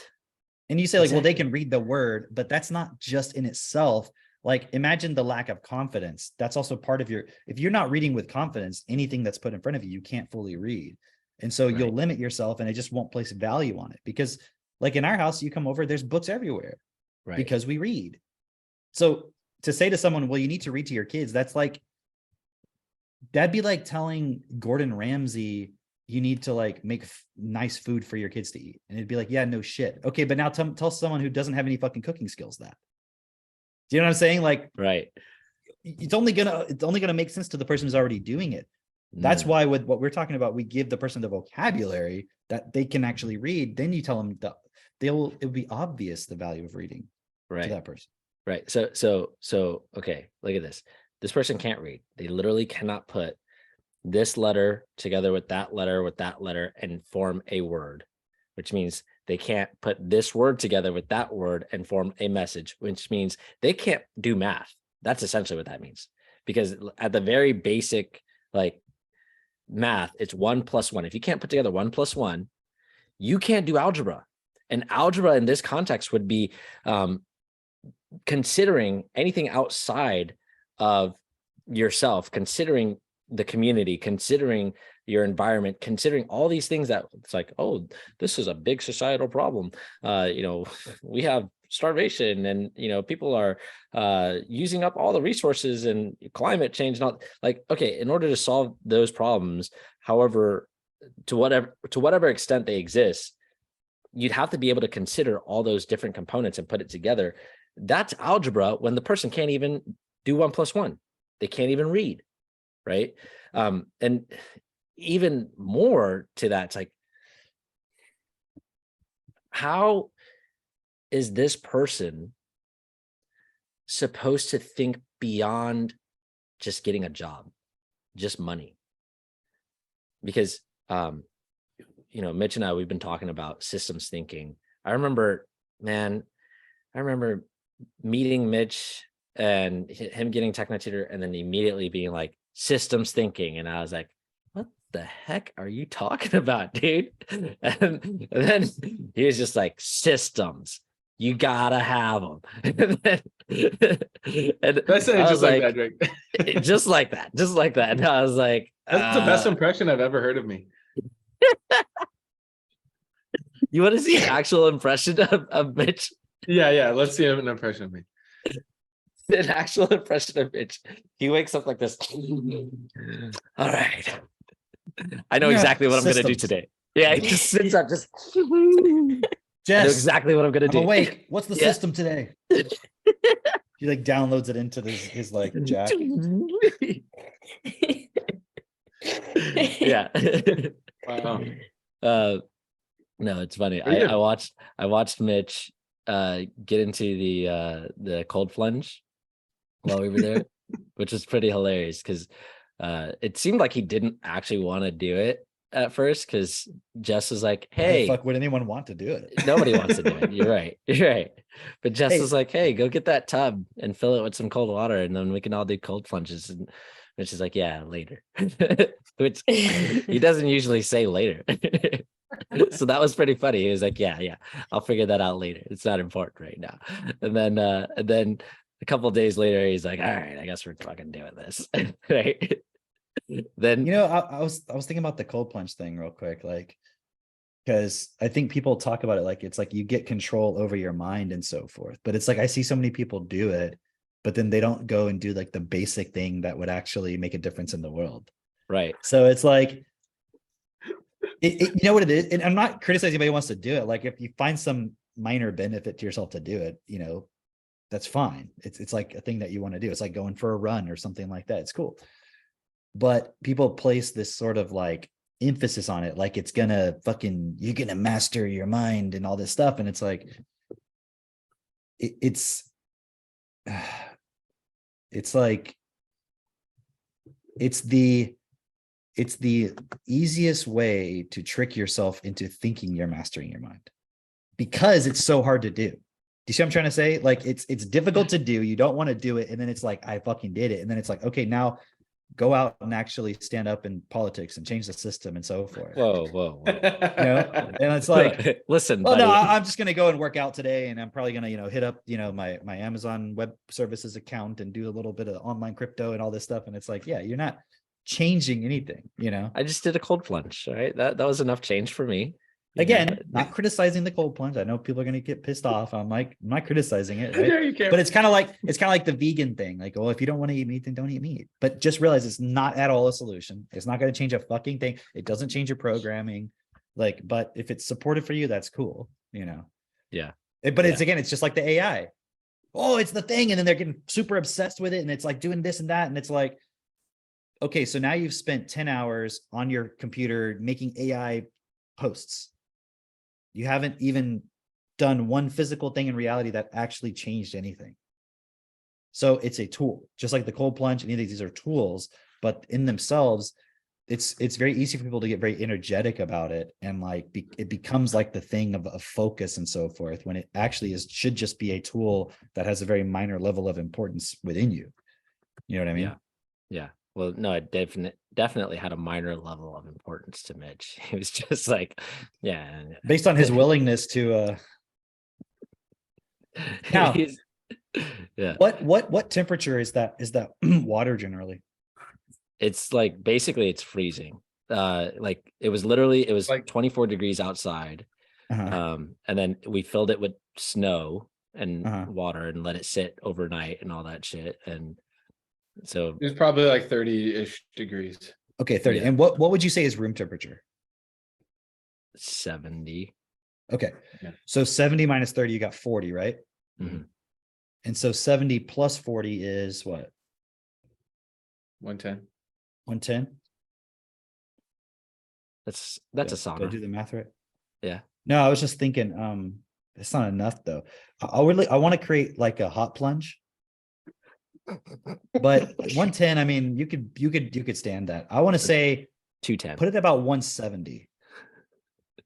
And plunge down in that, and then go from a cold plunge to a 170 hot plunge. Uh-huh. Uh-huh.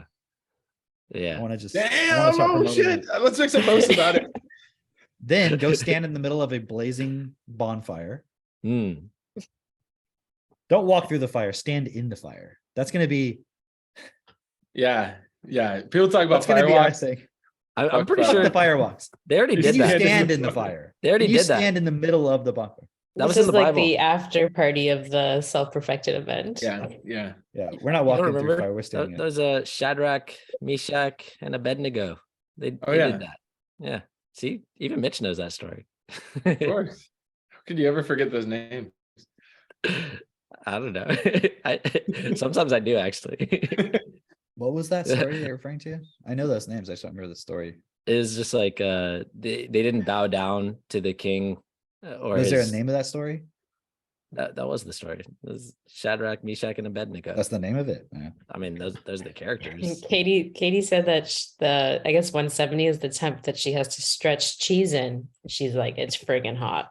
Mm, that is She's very gotten as far as her hands We're here to stretch you. in the plunge. Dude, I'm telling you, when I take a bath, because like the kids always like to measure the temperature of the bath or whatever. So like I'll measure it, right? Yeah. With the little thermometer, right?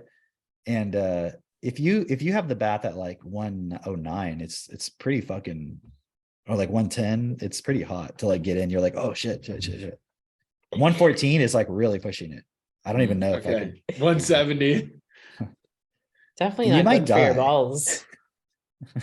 You might Definitely not good for Yes. your balls. You're gonna sous vide your bone balls. You're gonna have Think about it. cooked You could balls. put chicken at like 135 for a couple of hours or like an hour or something, and it'll cook it. Oh, really? Really? Yeah. Is that the sous 135? vide method? Sous vide Wait, method? what? Is it supposed to get to 160 or something though? Yeah, Uh, 160 yeah. is cooked chicken. How does that work? How does that work? No, but Tell if me. you do it, algorithm gods, please don't be mad at me. I'm not giving medical advice. I'm just giving my opinion. They'll But call it I, the sheep juice or whatever they but I call it. think, but maybe you just do it at 160. I don't know. I don't know. There's got to be a. I don't understand how 135 long enough could get it to 160. Sous vide. Well, you don't. Oh, It does. I mean, we it's like cook a chicken at 250 and it gets to temperature. So obviously, could 140. put something You in could put it there, at so- 140. so You you could put it at do- 140 for up to 4 hours. 140 it- for 4 hours? The point is, if you get it up to 160 internally, it will kill the bacteria or whatever. But if you cook it for a longer at a low temperature, it'll also do that. Because if you think about it, if it cooks the flesh at a lower temperature,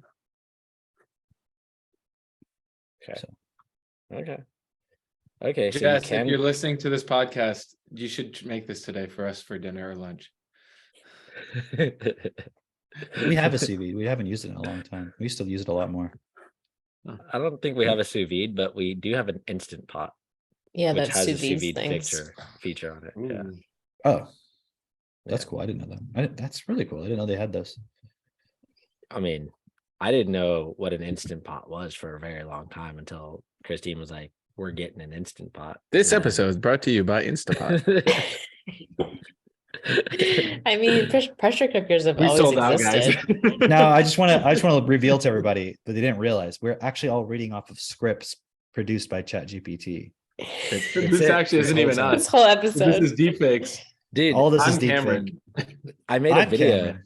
I, I made a video that was based off of a script written by ChatGPT, and it's I made it on my Instagram. I That didn't was so post it. funny. You saw it? That Okay. was so funny.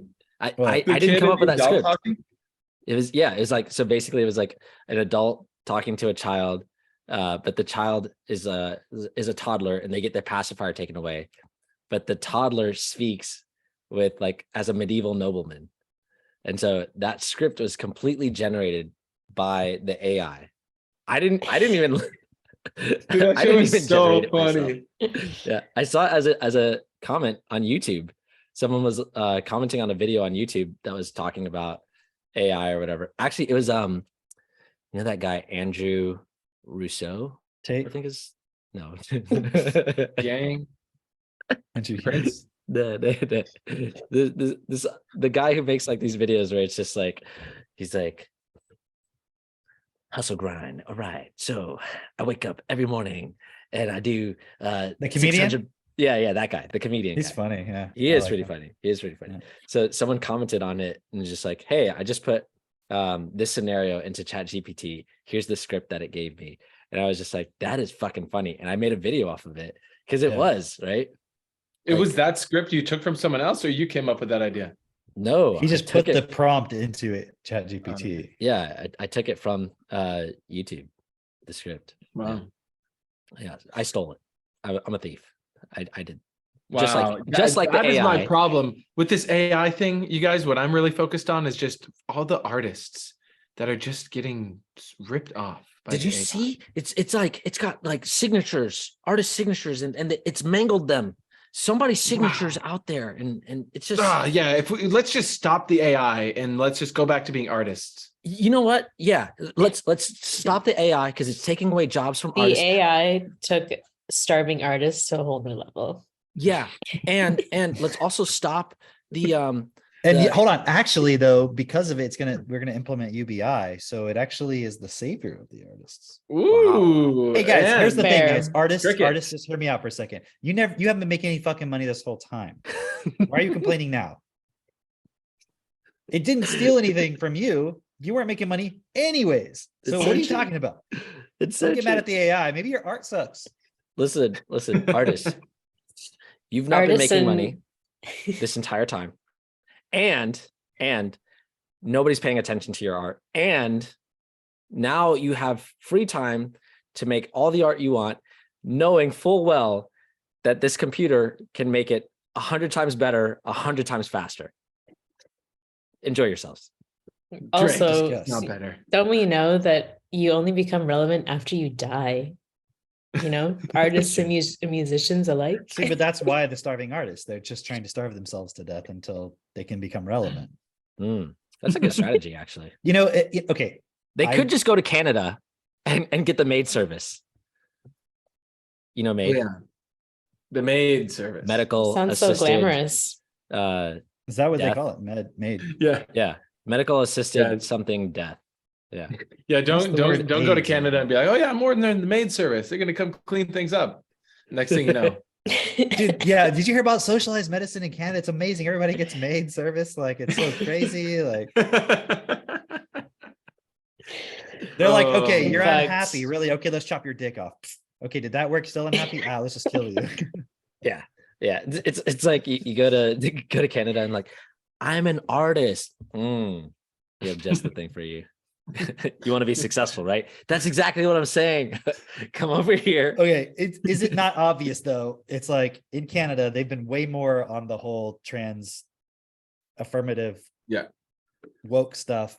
And now they're like super popularizing and pushing the whole assisted suicide stuff. Yeah, Like, let's connect dots here, people. Like, yeah. whether you think it's a nefarious thing or it's just like this is the logical outcome of going down this rabbit hole. It's like they're like, oh fuck, we got to start, making it okay to kill people because like everyone's just like super depressed now. It's like, So Um, in that Black Mirror episode of Miley Cyrus, it's like they're pushing in a weird sense, being able to go to AI and still existing as an AI when your body's dead. oh yeah. Right. Yeah, and like they bring it back from that point, but it's like it's definitely impulsed in there where it's like, yeah, and then you can just do AI and you'll still exist even when your body's gone. That's Hey, I see that push happening. okay, don't spoil it if you have. Okay, because I want Mitch to watch it. Did you see the one with the two black guys, they're friends? Oh, you've already spoiled this on a previous podcast. Just so But Mitch hasn't. Oh, really? Mitch I has don't not even seen know what it. you're talking about. What, for one, Mitch is probably not going to watch it. For You two, gotta. That's the one you need to watch, Mitch. Okay, why? If you Black can find Mirror? out, or I could maybe just one of you can look up what's the name of the episode. But Mitch, don't spoil it for yourself. Don't look it up. Just watch it. It's like 15, 20 minutes, right? I don't even know how long they are, but don't watch it with Aristotle. I'm sure you're not watching it with Aristotle anyways. That's the one to Two watch. black guys, to be like, Black Mirror. to be like, holy shit, yeah. But don't look it up because they might spoil it. Okay. Well, someone can drop the title name for it in the comments, or Drake can find I'm it. looking it up. I'm I looking it will. up. But that's the one to watch because I want you to go like, holy shit, this is like Striking Vipers or something. Striking That's the Vipers. one. That's it. That's it. Okay. I'll watch Striking Vipers, the name, and then I'll alone. report back next week. The name What I alone learned. Yeah. is spoiling. Yes, maybe that's the answer. Maybe like just like unraveling Black Mirror, and if we just focused on that. Can we go What do you back to the art thing? Mitch is just bitter. Can we go back to the art thing real quick? Because I had posted like just rewind. Okay. I had posted about those things with the kids doing the AI stuff together, and we were just showing some of that. And my point was to be like, we need to fucking get people high vocabulary. That's why they need Technic too. That was my point. It's pretty much the point of every post I make. And some artist who I've rarely ever seen him comment on any of my stuff was suddenly like, oh, now I want to talk to you about stuff, right? And was like, it's like you never commented on the other stuff, right? And he was making this whole point about how it's like stealing from artists and artists never got paid anyways, and like, it's just another thing. And he was trying, I could read into his point, he was trying to make me feel guilty for using the AI and posting images from it because I'm literally just stealing from artists, was his implication. And I wasn't certain if that's where he was going with that at first, but then I was like, well, it's like, are you going to be a part of the solution or not? Because the point is Technotutor is vocabulary, it's supporting people, because I agree with you in principle, artists should get paid if they do labor, if they do work, right? But then he was kind of like, well, yeah, that's definitely in my future, but will you, he was kind of being, he calls it cheeky, but he was like, will you pledge not to use, any AI art generators and steal artists' work in the meantime? And I'm thinking like, the fuck are you talking Will you about? pledge yourself to stand up in the world? Well, in any case, like some other person came on, she's like, it shows some person who says she works in tech. Like, look, just because you fucking post on a social media account for some company, they don't mean you work in tech, but maybe you do. But she was like, yeah, it's literally just taking other people's artwork and mashing it together. And I'm like, look, I'm not an expert on this stuff, but that's not what it's doing.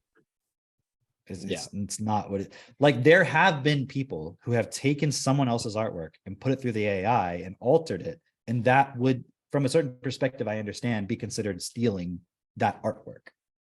I mean, you could make the argument, but that's not what the AI is doing. The AI was trained on images, but it's not storing those images somewhere and then like putting them together.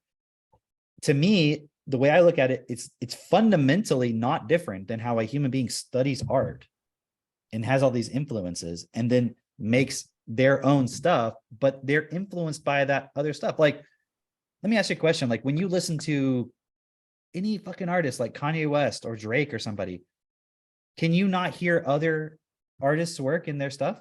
Listen, you don't have to bring Kanye into this. Well, that's actually a bad example because he's literally sampling and stuff. But I didn't mean it like that even. That's not even what I meant. Like, take any artist, like they're going to have influences. Yeah. And it's not that I'm trying to downplay that. all I'm saying is if you're going to make the argument that the AI is stealing artwork, you better understand how it actually works. Because in itself, like, it's like, it's not a good argument. I like the argument of like, are you going to pledge to stop using AI until these artists get paid? It's like, are you going to pledge to stop using construction cranes until every construction worker gets paid a basic income? Like, Also, I see like people, like for example, Phil Good. I don't know if you guys have ever seen that guy. He's like a spiritual mentor type person on social media, but he literally is like he'll do readings, like energy readings for like the collective and all this kind of stuff. And people literally donate money to him. Like just give him money and he asks for donations. So it's like if an like isn't that some type of form of art, you could call it? Like if you really wanted to get compensated for your art, you could be very clever in how you market yourself to just get people to give you money. Owen Benjamin also, basically people just like give him money. So it's like it just kind of falls short on the person. It's like, what are you willing Oh, to I do see what to you're just saying. ask people for money? Do you know what I mean? Like Yeah, if you yeah, I really see want what to you're get saying. compensated. Like there, it's this sort of and only reason I'm really bringing it up is because it's people staying within their bias, not willing to stand up for the actual solution, and then complaining about the problem. And it's like, well, artists just need to get paid for their work. And I'm like, well, like you just said, do you even know how the rules of the system work? And are you actually, because I mean, there are artists who get paid for their work. What's that one guy that did the NFT thing and he made like Gary Vee? No, not Gary Vee, like an actual artist guy, a digital artist. People. Did y'all hear about that? You didn't hear about that? I don't know. Hold Who on. is this guy? What's he do? Really? What's his name? What's he do? Talk to me. Well, let me look up the article. People? Did he say Tell me happened a while something. back. Okay, here we go. Give me some good news, Cameron. He did like this big drop and then like sold a bunch of NFTs. Let's see.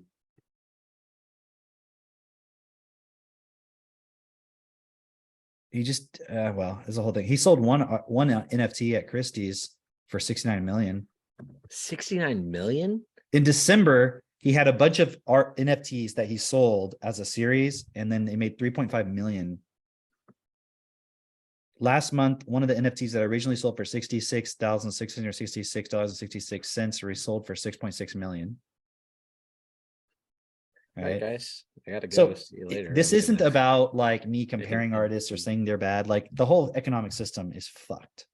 So I empathize with the artists who are like, they don't get paid for their work and so forth. But because they're in a competitive system and other people are getting capitalizing off of it and they're not and so forth. And so this is not like, oh, you just need to figure out how to game the system. That's not my point. It's just to get upset about the AI doing it and not even really understanding how it works. Because if you're going to argue that the AI is stealing artwork when it's literally just being trained on information and then creating new stuff based on that, is there going to be some element? It's like if you let's say you make a comic book. If you look at a person who draws a comic book, like, you know, that guy, what's that? He's like a political commentator and he released his own Young Ripa. Do you know what I'm talking about? Anybody? No? He's a guy on YouTube and he made his own non-woke comic book, right? Okay.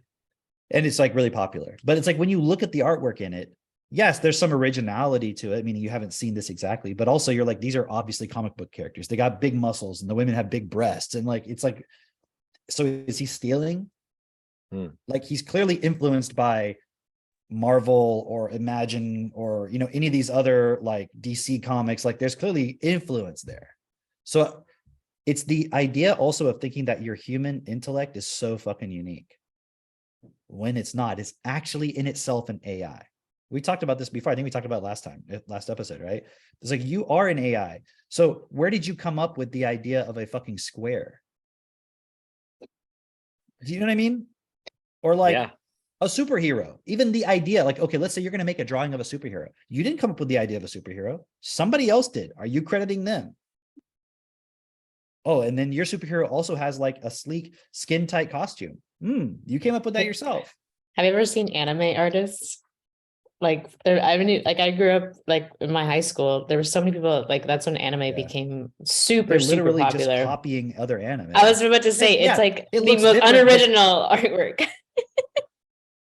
So to me, it's just it brings into like a point of like why are you actually thinking now? Like imagine if we had a world where it wasn't about you had to compete to survive.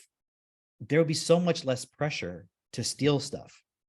Why Right. would you? What would be the Right. point? If like literally you have all that you need, okay? And then you're like, well, but what if a person really wants to get really rich? It's like, but then maybe you wouldn't use art to do that. Hmm. Because I guarantee you ask the average artist, do you want to be super mega rich? They're probably like, well, no, I don't really care about that. Now, why would you say, well, then why do you care if you get paid for it? Well, because they have to survive. Like I get that point. But what if Yeah. there was a world where you had all your basic needs met and you could just do your art and you could still sell it and there could be an opportunity for that, but you wouldn't the focus on, oh, that guy stole mine and he's getting rich off of it. You literally, it's like you're actually jealous. Yeah. Saying you don't care about money, but then actually you do. But then also there's the catch-22 of like, I have to survive and so forth. So again, it's not to say like I don't empathize with the artists, but if you're gonna claim that the AI needs to have regulations because first of all, the point I made to this guy was like, I empathize with you, but like the people who are running the show, so to speak, don't give a fuck about artists. They don't care. So let's just All I'm move trying on. to say is that they don't really care about Yeah. us. Right. So you know who we're talking about. So anyways, I guess the point I was just looking at was, one, that's why the system has to change. That should be the most important point within the person, not we need to get artists paid. It's like, do you know how many people in our system, not just artists, but other groups have a claim like that? So you're going to not use the system at all until everyone gets paid. Yeah. Because you're saying like, oh, you don't want me to use the AI to make some random silly image that my kids wanted to play with, which I'm not even selling, because you would want artists to get paid. And then also claiming that the pictures we did somehow were stolen, when it's like literally I took a picture of my daughter and then I told it to make it into a futuristic image, and you could see like the evolution of that image as we tweaked it and so forth. Like the first one actually just looked like her on a bike with the same colors and so forth, but it was more like futuristic looking. So how was that image stolen? There's You no other stole it. image that looks like that. You It wasn't stole it stolen. from reality. Right. So it's like, here's my point with this. You see how like the person's personal bias, they're not really Yeah. willing to look at the reality of it and then say like, okay, so now where do we go from here? Yeah. Right. So if you were really serious about, oh, are you going to stop using AI to make images until all artists get paid fairly? Are you willing to stop using money, period, until every child has their basic needs met? Let's go. Isn't it? The Yeah. same system is that you're using to even feed yourself is creating poverty over here. So why even play that game? It's like you only care about it in this case because you define yourself as an artist. That's the first forgiveness to do, is to stop defining yourself as an artist. And like, what are you actually here to do? It's like, well, once my art becomes famous, then I'll actually stand up and do something. It's like, well, that's done. It's over. Like a 6-year-old that can spell and type can make art that's essentially equivalent to yours. And somebody was like, well, it doesn't do hands very well. It makes the hands look really weird. It's terrible at making hands. I'm like, guys, it's only been out for a month. Do you know what I mean? Or a couple months or whatever. It's like, let me show you something real quick. Do I have permission to share? Yeah. Yeah. That'd be like, Just look at this random picture that my kids and I made. yeah, that's pretty cool. Okay. I have zero artistic skill. So Could you if a explain 6-year-old what's can do going that, on? huh? Could you explain what's going on here? Yeah, what is this? Is this Russian like a- hacker like a- man trudging up a mountain. Russian hacker. Yeah, is just let's my all Discord. guess. Let's all guess at what they Russian put- hacker is just the Discord name. That's not part of it. The prompt was man trudging up a mountain with UFO waiting at the top. That was the prompt. Russian hacker. That's so funny. That's my Discord. So How, funny. how does it know that that's what a Russian hacker looks like? No, Russian hacker is not part of the prompt. That was my Discord. God damn it. That's your handle on Discord? Yes. You're the Russian hacker. on Oh my Discord? God, this explains so much, Cam. No, This it's like a stuff long is time ridiculous. ago. I had made a Discord because somebody wanted to chat on there. So I did it as a joke to them. And then since I already had it, I just used it to do the mid journey. But the point is That's like, funny. look at that. Right. So, and somebody might criticize the art. And I'm not saying it's the best piece of art ever, or anything like that. Wow, but I mean, how does the AI even know what a man is and what a woman is? and look, which one of these images did it steal from somebody? They look different. That one. They look different. You know what it kind of reminds me of? The beginning of that movie Prometheus. That's what it kind of reminds me of. Here, I'm gonna put some on my computer and just share a few more with you guys, just so you can guys get a perspective of this. Look at this. Just give me a second. Yeah. Because this is not about, let's all fucking do GPT and let's make all this cool stuff. And I'm just showing you like, this is something that somebody with no experience. And One second. for all you, just when Cam is opening that, just continue to see like this shit's gonna increase exponentially. Very soon it will get into video, and all this stuff is all gonna go towards this more AI, language model, that kind of thing. And as we look at that, it's like, okay, even more important to be in a group of people that can keep you grounded and support you to grow and expand and not get off track and start thinking that, artists all have to get paid and all this shit. It's like, that's why you keep coming back to the group to stay plugged in on the current events and what's happening, and to really support each other to level up. Because again, it's only going to get crazier. Yeah, there's a point that I wanted to make as well. It's like, and I think we made this point before, but just to be super clear, this technology is not going to make necessarily the next generation smarter, right? And I think that's really Shit. important to bring in, because it's like, perfect analogy for this is somebody was saying, isn't it like if someone is, I forgot what they were asking me specifically, but the way I look at it is, they said, isn't this going to make people less creative? And I said, yes, in a certain sense it is, for sure, but also in another sense it's not, because it's almost like if you are the conductor of an orchestra, the conductor of an orchestra needs to know how to play every instrument in that orchestra. Otherwise, they're not going to be a very good conductor. Because I remember I had a band teacher, and he was like, listen, I wanted to be a conductor of an orchestra, but I never learned to play the piano effectively. I can play virtually any other instrument, but I never really learned the piano. And that stunts me in my ability to conduct an orchestra, because I can't sit there with the pianist and really instruct them effectively. I can tell them kind of ideas of what I'd like, but that's not going to, I can't show him exactly what I mean, and I don't know what that's like to actually perform that, so I don't know what the limitations on that are. And so if you look at it like the conductor of an orchestra, let's say one who's never played an instrument ever before in his life, and he's trying to get the orchestra to do something, perform a symphony, it's not going to be very good. Versus the conductor who knows every instrument intimately, they're going to be able to say, okay, so now we need the strings to do this, and you're going to make a crescendo or whatever, right? I'm just throwing out random orchestra terms, but the point being, someone who has that understanding can be very creative in directing the different components, because they understand all the intimate parts, versus someone who has a very cursory understanding of something. They're not going to be able to give the same instruction or direction to whatever it is that they want to create. And the point that I'm making with that is for a lot of children growing up, oh, here's the major point. You know how there's this agenda 2030, you own nothing and you've never been happier.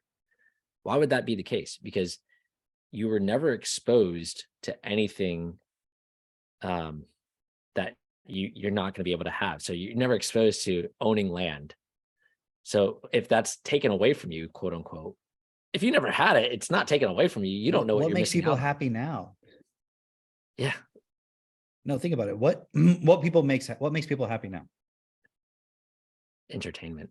Yes. Yeah, entertainment. So isn't that all there's going to be? You're going to sit at home. They're going to entertain you. You're not going to own anything. Right. And you're just going to be entertained. That's Right. most people's version of happiness right now. Like, even though it's not full happiness, I understand that we can argue, but I'm saying most people go to work, they go home, and then they watch TV or they watch Netflix or whatever. Yeah. And you know, that point you said about, is it going to make people less creative?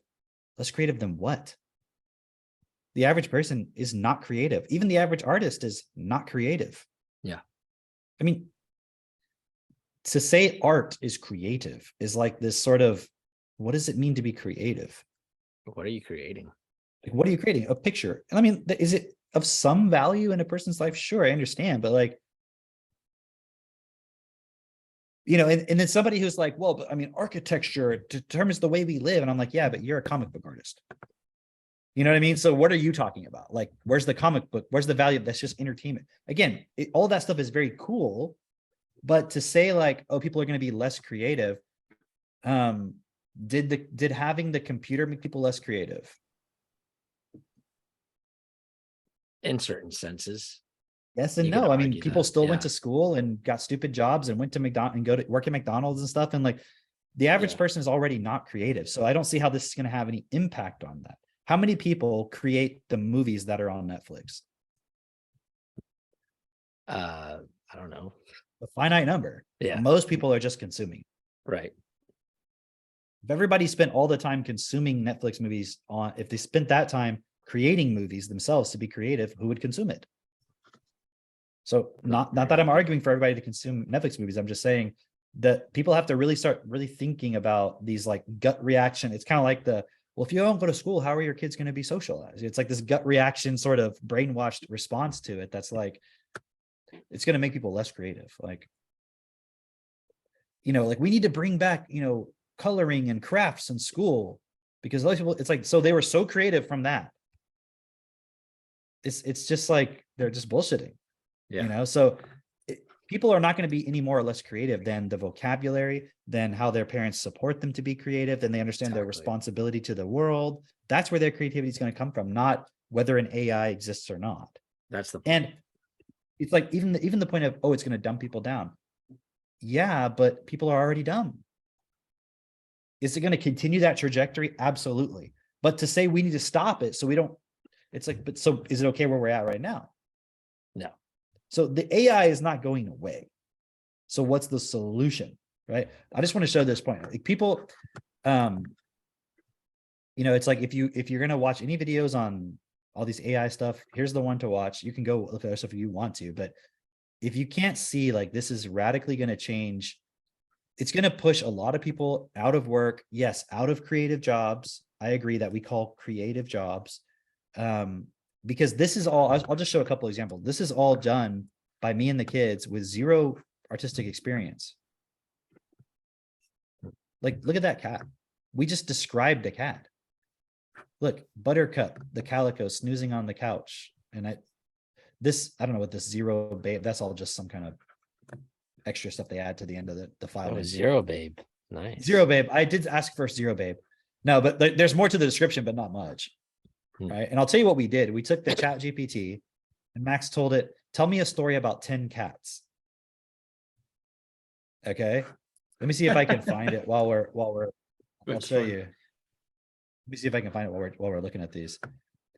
He said, tell me a story about 10 cats. And then it told us about these 10 cats. And then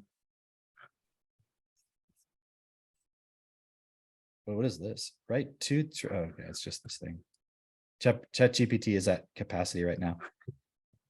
So I'll show it. I can't show it right now. But he said, tell me a story about 10 cats. And they told us like, there's this cat named Buttercup. And then there's the cat named where's the other one? This guy, Marmalade, the orange tabby cat, poised and ready to lead his friends. Right. And so it told us this whole story with these cats. And then we said, okay, give us prompts to describe each of these cats for Midjourney, which is the digital art AI. So then GPT gave us those prompts. So we went and put this in. So that's how we got these images. So this is the image of the cat that the Chat GPT made up. Right. Here's Buttercup. All right. Let me see if I can find Shadow. I don't know if I have Shadow on I think it here. was up there. You went past it. No. No, it's like a black cat. I just clicked a bunch of random ones that were on my phone That that I one. brought. Right. No, Shadow, it's like this black cat. No. But anyways, right. Like start arguing over these cats. Like, no, that's definitely Shadow. Here's one where I said I put in a picture. In this case, I actually stole. I put in a picture of Van Gogh's one of his sunflower paintings, and I just said as a reference image. So it's like you're giving it a reference. And then I said, then I described, I could have done this without the reference image, but I just wanted to use the reference image. And I said, and I described pastel painting of dahlias in the style of Van Gogh, in the style of Van Gogh's sunflowers. I mean, look at that. And then look, here is the original. What it does is it gives you 4 images. And then you can choose the one you like or all of them, and you can have it put it into a single image and give more detail, or you can give variations on this one. So I could take this one image and I could have it spit out 4 new versions of that specific one. Because if you look at that, there's differences. See, this one has a leaf here, but not there. See the difference? There are differences. And even the way the coloration is done, you see? You're like, look, this one's this. So I really liked this one, and I liked the way the colors were. I could have it give me 4 versions of that, right? Oh, that's cool. So originally there was 4 versions. That one looked like this, one looked like this. There was 4 different ones, and I had them give me their individuals, and then I have them give me variations of that. And that's where there's like this other one. I just don't have the other image on that. I mean, those are very different pictures. You know? Yeah. I took a picture of Cy Twombly, one of his images, and I put it in there, and I said, give me a picture in the style of Cy Twombly with certain colors. And I gave the colors I wanted. And I said, I wanted like vivid, a bunch of points, and it came up with that. It's an oil painting. You can even see brush strokes. Right. And anybody who's familiar with Cy Twombly, they'll be like, holy shit. Kind of like it better. Right. Here's this. I see it's so easy for people to go into the moralistic point of like, no, but it's not his original work and all this stuff. And it's like, No, it's not. But then, you know, and I'm not doing it to make money. yeah. Trying to find this. What's the swan thing on the left? Oh, Seneca told me she wanted to do one. So she said, a swan in a cup, and the cup is in a swan. That's pretty good. Wow. Doesn't it? I mean, I don't know how clear it is on your side. On your side, it looks real. Yeah. That Like is ridiculous. It The looks like real shadows. porcelain. Look at this right here. I mean, look at the feathers. And look how it incorporated the cup into the swan, but the swan is also in the cup. Yeah. It's a swan in a cup, and the cup is in the swan. So what artist did it steal that from? Right. And that doesn't, it kind of looks like a flamingo. Yeah. It's pretty You cool. know, Wow. and I mean, What are these Look at- robot ones? let's see if there's any other swans. I don't think I put the other ones. That was one of the first ones we did. Max just said a red and white fighting robot. That was all he said. Look, a red. Oh, actually, I think I had modified his. I don't have, or actually, let me see if I can find the original one. I probably have it one. on here somewhere. That one right there underneath this one. Right? No. No? Well, let me, I'm going to send some more over to myself. Oh, you know what I bet? Hold on, let me see real quick.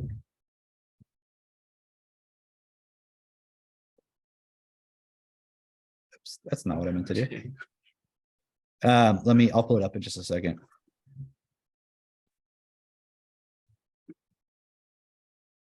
Feel good buy shit.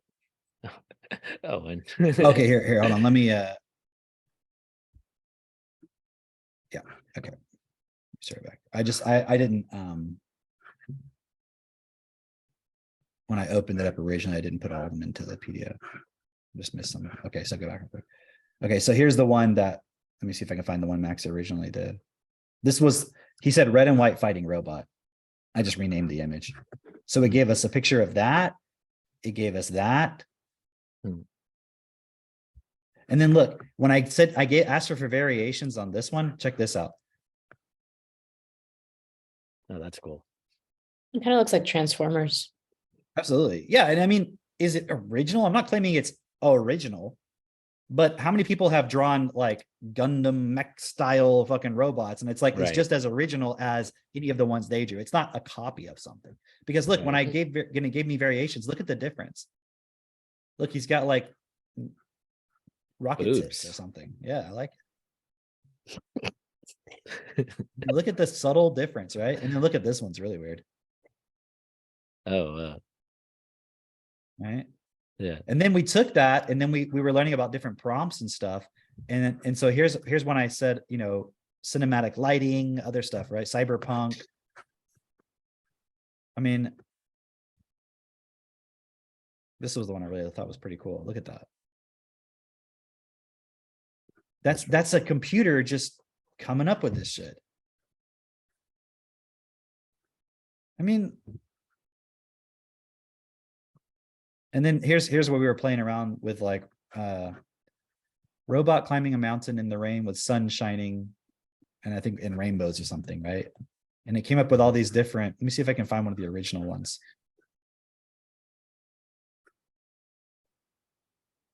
Let's see. I think this was one of the original ones. Right. Oh, yeah. So then we kept doing variations of it and look at the ones we liked and then making variations of those ones. Right. Sydney really, that's not the one she liked. She liked, do I have it? She likes this one because it's smiling, she said. No, it's Look at him. Right. It's kind of a little bit borderline gay pride, but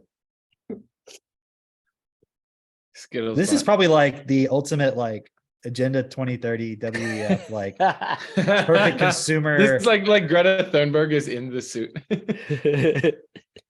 One of them was so interesting. Was it this one? There was one. Oh, this one. Look at this. Look how it's like making the like rainbow stuff like drip out of it. Yeah, Like, it's pretty cool. Um, Imagine Greta takes off the helmet. How dare you? look at that. Yeah, it's cool. All right. Okay, so I'll show you this real quick. So here's a picture of Seneca that I took in the backyard, you know, with her ATV, right? Mhm. And then I told it to put her in a, I put that as a reference image, and then I wrote girl in a futuristic spacesuit riding a speeder bike, and I might have put some other descriptors too. Hmm. Look at that. Yeah. And then look at the original. Look at the colors of the ATV. Look at the lines of it, right? Yeah. Look at the gears, everything inside there. So That's what cool. artwork did it steal to create that? It just You created see? Senny a little bit older and gave her wings. You see what I mean though? And then look, it even had like the background of it kind of being like a similar kind of like trees and like a little bit, you know, barren looking. And then I kept evolving it, giving it more information. And I, as reference images, I would take this one that I liked, and then we ended up coming up with this. She keeps getting older. Yeah, weird, right? Yeah. But like we gave it some more like, you know, rocket boosters and like I told it rocket boosters, you know? Yeah. Like what? It's not stealing that from something. Right. I mean, you have to be using a very loose definition of the word stealing. What are these dogs? Did you guys do like a Bella and Cody? Well, we were okay. That'd be Remember that story hilarious. about the cats with ChatGPT? Yeah. And then I was like, oh man, it'd be cool if we could like create, because we were like thinking about creating a story with it with pictures and stuff, right? Just to see what we could do. So then I took that cat, Marmalade, and I was like, all right, let's reimagine him in like sort of like a Star Wars style space kind of thing, right? And then we were like, let's get like a background for him, you know, like some kind of place. So we told it to create a spaceport.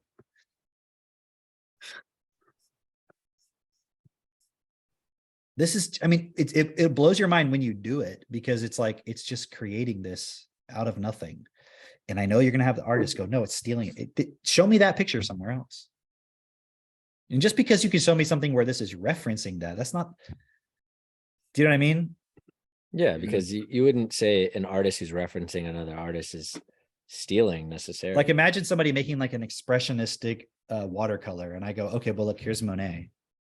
yeah. They're not, am I going to say you stole it from Monet, or is it just clearly you're Right. influenced by it? And, Right. and someone who's making that argument, they're just gonna fall behind.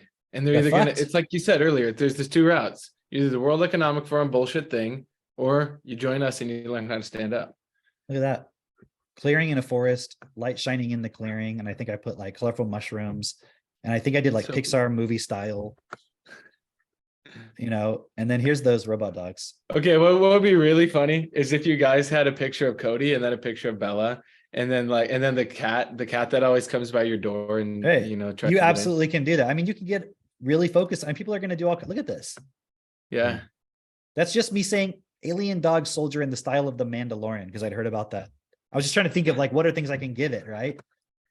But are you going to say it stole it from Star Wars?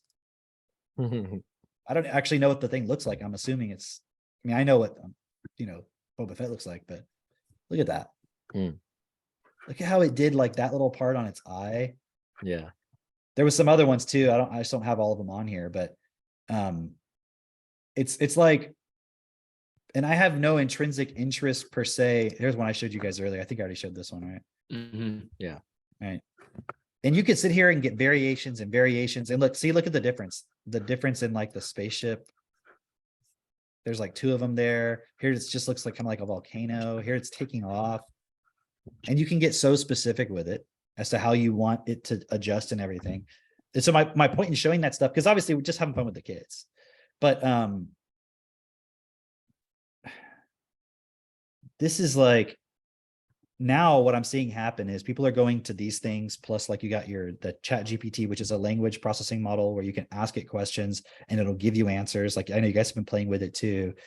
And to me, it's more, the reason I'm looking into it is not so much like I want to create something with it. It's oh, this is what's possible now. And this is just the beginning. This is just the tip of the iceberg. And so what kind of world are we entering where, look at the state of the world prior to this. This isn't going to make people creative. It's not going to make people less creative. Nothing is fundamentally going to change. But what it will do is for the few who already have, you remember we were talking, Drake, that conversation about that video I sent you? You made this point that the guy had said about the yeah. software guy. Yeah. The engineer, he was basically saying how like in 5 years, he's like, yeah, in 5 years, my job's gonna be gone. Like I'm a software engineer. In 5 years, there will be no need for software engineers. Even the CEO of OpenAI was saying the same thing. He was saying the same thing. He was basically saying, yeah, 5 years, there will be no need for software engineers. Those jobs will be gone. And he was saying how basically the only way, like he's looking ahead in the future and he's going, the only way that people are going to be able to make money is if you have a really big portfolio right now and you live very frugally off of that portfolio, or your value is just going to be based on your relatability to other people, right? And that is okay. You take this technology, you take everything that's going on in the world. This is really like the value. I was explaining this to Mitch the other day. We were driving in his truck and he was asking like, what's the value of reading sci-fi at all? And I was just basically like, well, I mean, no, it's really for entertainment, but the value is you take the problems that are plaguing society right now, the way that people think psychologically right now, and then you add technology to that, and you can see the logical conclusion or direction that we're going, and you can really stretch it out and go, look, we can exacerbate this problem by adding technology to it. And that's exactly what we're doing right now. That's exactly what's happening in the world. We're always adding technology, but never getting to the root of the problem, the root of, okay, so I mean, the issue is we're still in a system of competition. We're still in a system where it's like, how can I outcompete somebody else? And no one's even considering creating a system.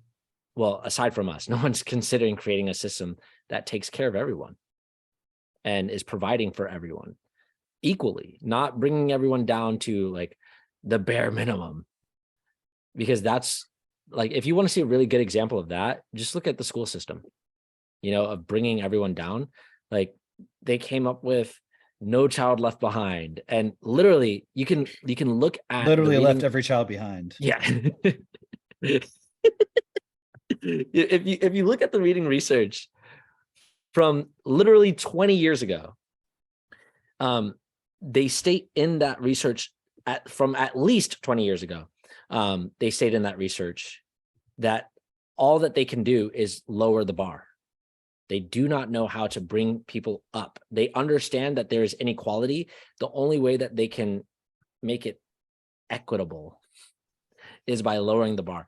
I mentioned this, I think, on a Hangout, but people really need to look into the word equity, because it has nothing to do with equality.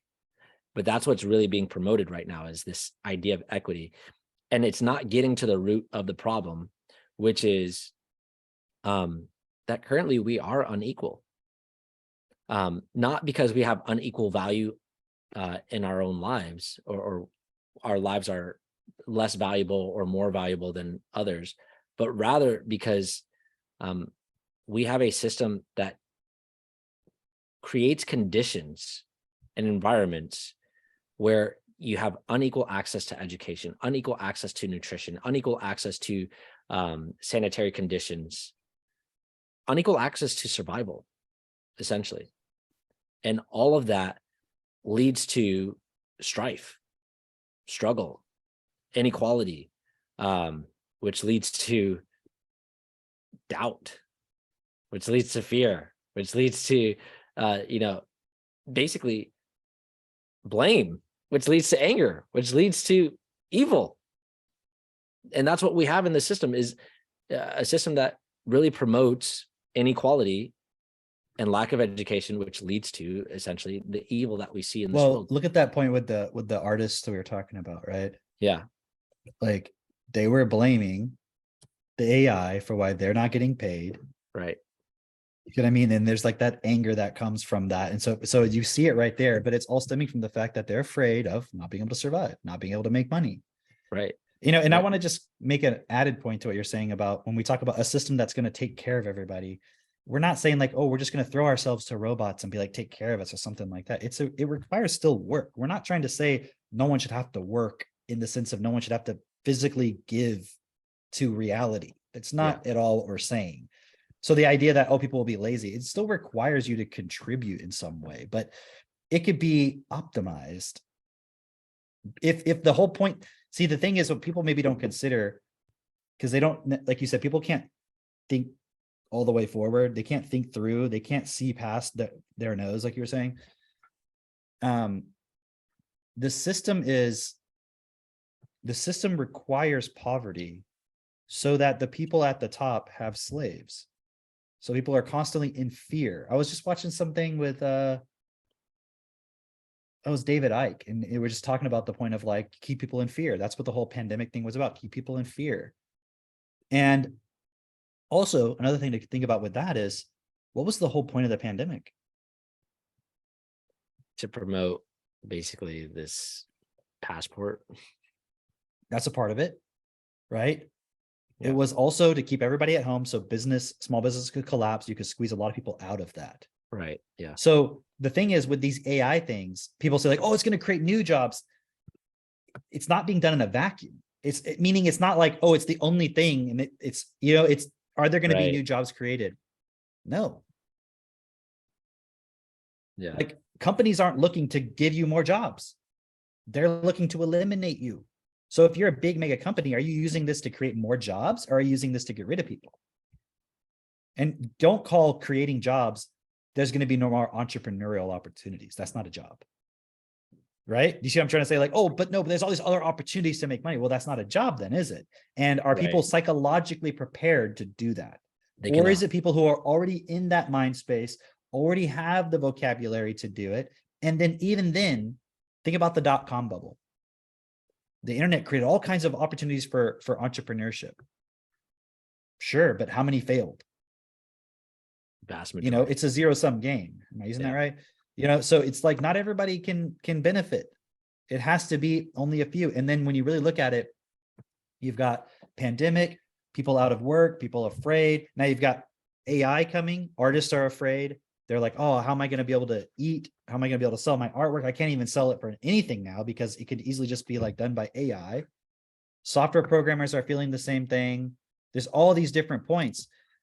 It's just creating a point people are like, I'm just going to give up and agree to whatever. That's not what we're promoting. We're not promoting, oh, you just give up your worries to the system. That's not it. And again, this goes back to what I was saying in the beginning. We can't in every episode spell out every single detail. It's part of a learning process. Our podcast is more to like touch on things that are going on and show how we don't agree or we don't just go along with things or how we can see where things are going. Yeah. And But you when can you go look at- back to, you know, the first few podcast episodes, like the first 8 really spell it out really clearly. Right. You know, Right. So, but my point being, it's like the idea that it's creating 2 points. It's creating a bunch of hope in people that these technologies are suddenly going to like transform all our lives for the better, which is not going to happen. Or B, might as well just give up. And I think that's where it's going to go because people are, you know, I was just checking because I was going to show you guys an example with ChatGPT because I want people to see on here anyways, if they're not going anywhere else to look at it. You could create computer programs without any experience whatsoever in real time that actually work. Like actually work. You can have it create websites for you, all kinds of shit. And then it was down because they're saying they're having like unusual demand. I think in the first 4 days, there was like 1 million people on there. right. Yeah. So then I went and I just looked it up, like, you know, why is it down or whatever. And I went to the Reddit for OpenAI. And these people were like talking about the point, right? And by the way, Reddit is a great place to find out about stuff, especially self-perfected. Yeah, you're going to find a lot of really great information about what we're doing on there. Let me tell you. No, but That's Credible sarcasm. sources. yeah, no, but this thread was really interesting because I scanned through it and somebody said, where did it go? So they were just saying, you know, like it's down, it says exceptionally high demand.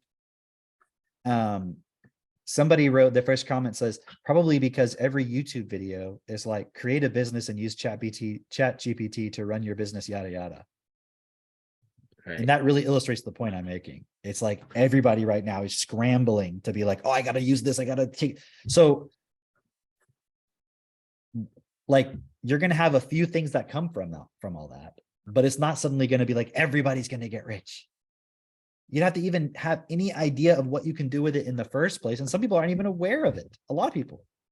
Yeah. Somebody else wrote on here.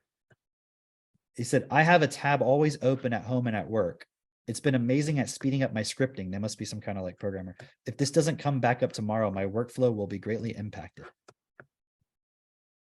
Wow. So they're already now dependent. Yeah. And now think about this. Think about the level of demand the company's going to have of your productivity. Oh yeah. Now that you have AI at your disposal. So if you don't know how to use it, they're gonna be like, get the fuck out of here. Oh, all you know how to do is code. Bye. Do you think they're gonna give I don't know how far people can see, but can you imagine once they use the AI to get them to have programs that check programs and check your work and see if it actually does it and test? Is it gonna happen day one? Is there limitations still? Sure. It's probably not gonna happen right away, but you can see over time how this will just create a point where you won't need as many people. What is everybody Hey, going to do? Do you remember when everyone started working from home, they started putting like software on people's computers to track their mouse movements, to track like basically the companies wanted to track their productivity and basically see if they could automate just what the people were already doing. And so now you have this added like, okay, look, you have access to this. We're expecting you to be even more productive. And we really want to track what you're doing. And so it's funny because you can literally just type this is the route for completely automating virtually all these industries where all you're doing literally is typing words into this AI. And then it spits out really good or close to whatever it is that you need, and you modify it by typing words and you test it. And like, you don't think they can come up with a program that just does that? Like, dude, the future that our children and the next generation, not our children specifically, but the children of society are being prepared for is one that does not exist. They're being prepared to have jobs that will not be there. Oh, dude, you and I were talking about this yesterday on the phone. Yeah. Like, imagine your child's in school and then you see this. Yeah. And then you're like, well, I'm still gonna put my kid in school tomorrow. What are they learning in school? Like tomorrow they're gonna try to learn like maybe something about algebra. And it's like, why aren't they learning about AI now? Right. Like Right. because it's like Max figured out very quickly how he can create a program that asks him algebra questions and he can answer them. Yeah. Like, why Well, do it's you need a just teacher now? funny because like school was already outdated for so long, and now it's like prehistoric. Like this shit is irrelevant 100%. And you can't go tomorrow and then suddenly your teacher is like, okay, class, we're going to shift gears here and we're going to learn about this new AI and we're going to learn, people say, well, you need to learn all the basics. You need to learn math. I'm like, yeah, remember when I was telling you this for like years now and how my 6-year-old already knows algebra Right. and he's not even in school. So your kid's not learning that till they're in like 3rd or 4th or 5th grade. And what are they doing this whole fucking time? And now tomorrow they're going to go to school and they're still going to be trying to learn algebra while my kids like fucking programming AIs. And remember, Cam, well, with what we do, you're not spending hours every day teaching algebra or teaching reading or teaching any of this stuff. Like, if you talk to Max, he will tell you spend 5 to 10 minutes each day learning. And then the rest of the day for him, it's like, it's play. Right. And so the significance learning of is that, play. it is. I know you know that, but it's like in school, there's no learning and Right. there's no play. Right. It's right. all just like you're going through the motions of something. So exactly the point that I'm making is it's just going through the motions. You're spending hours and hours and hours every single day. And at the end of it, what do you have to show for it? By the time your kid's 6, they may know how to put 1 and 1 together. That's about all you can expect from the school. And you can't really even expect that because that's not happening consistently anyway. And the other part about that's just, you also have to understand, they're not catering the class to your kid who's so bright and excelling. No, they're catering the class to like, I'm just trying to fucking manage 30 fucking kids in a classroom. And some of them are over here, some of them are over there. Just here, we're coloring today. Don't talk. No, so don't do that, please. No, don't pull out these. No. Your kid's just learning how to be managed by someone bigger as an authority, and really be managed in their boredom, and just be like okay with being bored and being told what to do, and not really be learning anything or effective at anything. And even if you're the kind of parent who's like, oh, well, I just want my kid to do well, school is not the place where that's going to happen. It should be really evident, really obvious at this point. That's not going to happen. It's just going to create a child who knows nothing at all. You might as well not put your kid in school and do nothing. That would be probably better than putting them in school at this point. You're going to get basically the same result because your kid's going to come out of it after 12 years with having no practical skill, really. And so, you can actually give your child the opportunity to learn with a lot less time than you think it should take.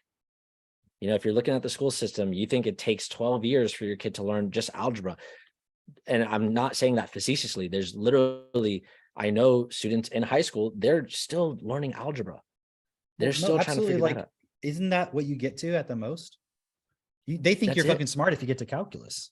Right. But here's the thing. If you don't even know, not even high school calculus, if you don't know 3rd year level university calculus, you don't understand how AI works. because the feedback mechanisms they used for AI is based on third-year calculus, optimization. Like, so you see, like, you're not even, by the time you're even 18 years old, you can't even fucking really understand AI. So you have to be one of those special kids who's kind of doing your own thing at home, learning stuff. Why don't just give that to your child right away from the beginning? School, you can still give them that now. Right. But the point is, for anybody who's like, it's so funny now looking at that conversation with that Patrick Bet David podcast we were talking about, Yeah. where they're arguing about that, because they weren't even talking about that. And this, I and know. I'm pretty sure that Chat GPT was already, or it's been out for like a month. Yeah. So So- it probably already existed. Yeah. And yet they're not even, that's not even a part of their discussion. Right. It was like I don't they know- could high five in the hallways. That's what was important about school. Right.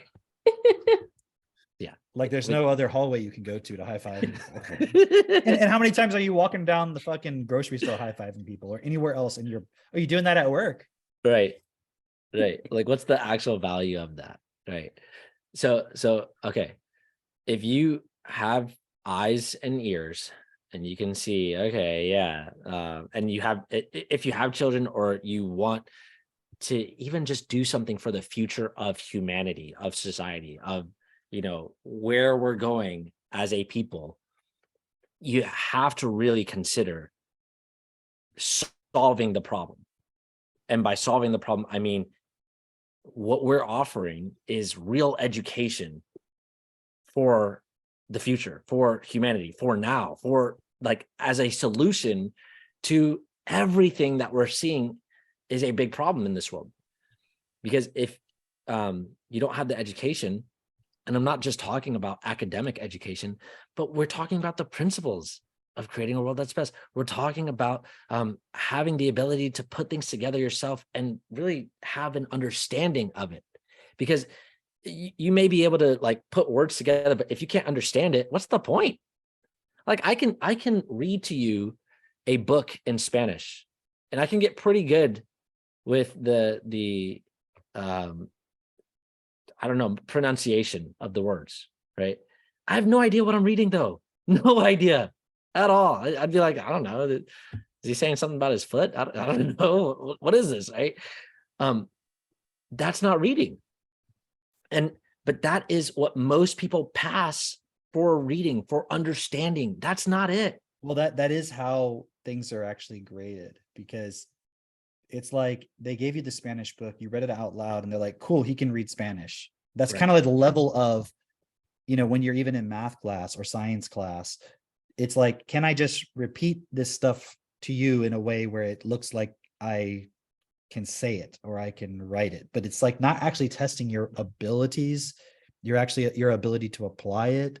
And people will criticize, well, there needs to be more application and stuff in schools. And it's like, it's just not going to happen. It's not going to be the place for that, you know, like, and it was interesting too, in that Patrick Bet David thing, because the one guy was conflating school with university.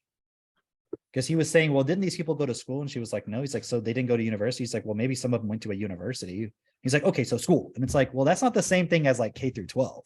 Those are very different things. Like going to a university, I mean, imagine back in like the 1700s, they would have universities, Yeah. but the people didn't go to school K through 12 and then go to a university just automatically. It was people who were in the elite who were doing research or all the other kind of stuff. And there was a university, it's a very specific type of environment. Is not what we call the modern university today, you know, and even a lot of that is totally obsolete now. Yeah. You know, Definitely. So what we have is we talked about this, Cam. Remember that video that you sent of Warren Buffett, where somebody was asking him, like, well, with all the changing technology, we're in the information age, and you know, because they were saying basically in the past, right, from the agricultural age to the industrial age, there were all these new technologies that people were like, oh, the tractor is going to put out so many farmers, it's going to put out so many farm workers, you know, it's going to be terrible. And Warren Buffett said, well, yeah, but then, you know, there was an education system that brought all those people from the farms, or from the farms basically into the factories, right? And so he was basically saying there's going to be something. Somebody's going to come up with something that's going to bring people, from where we're at right now into the information age. That they can Some kind of actually- education system. some like education evolution of system. education. Yeah. Right. That is what we're talking about here. We have that. This is that revolution right now. Right. But if you think it's going to come from the top down, it's not. And that's the mistake, is like people think, see, if you look at the industrial age, when people stopped being on the farms and they started going into offices and so forth, where were they going to? Who was directing that? that was the major corporations. Yeah, it was the corporations, it was the industrialists, it was those people at the top already who were wanting people to come into that. But now those are the very same people that are like, yeah, we don't need people anymore. Right.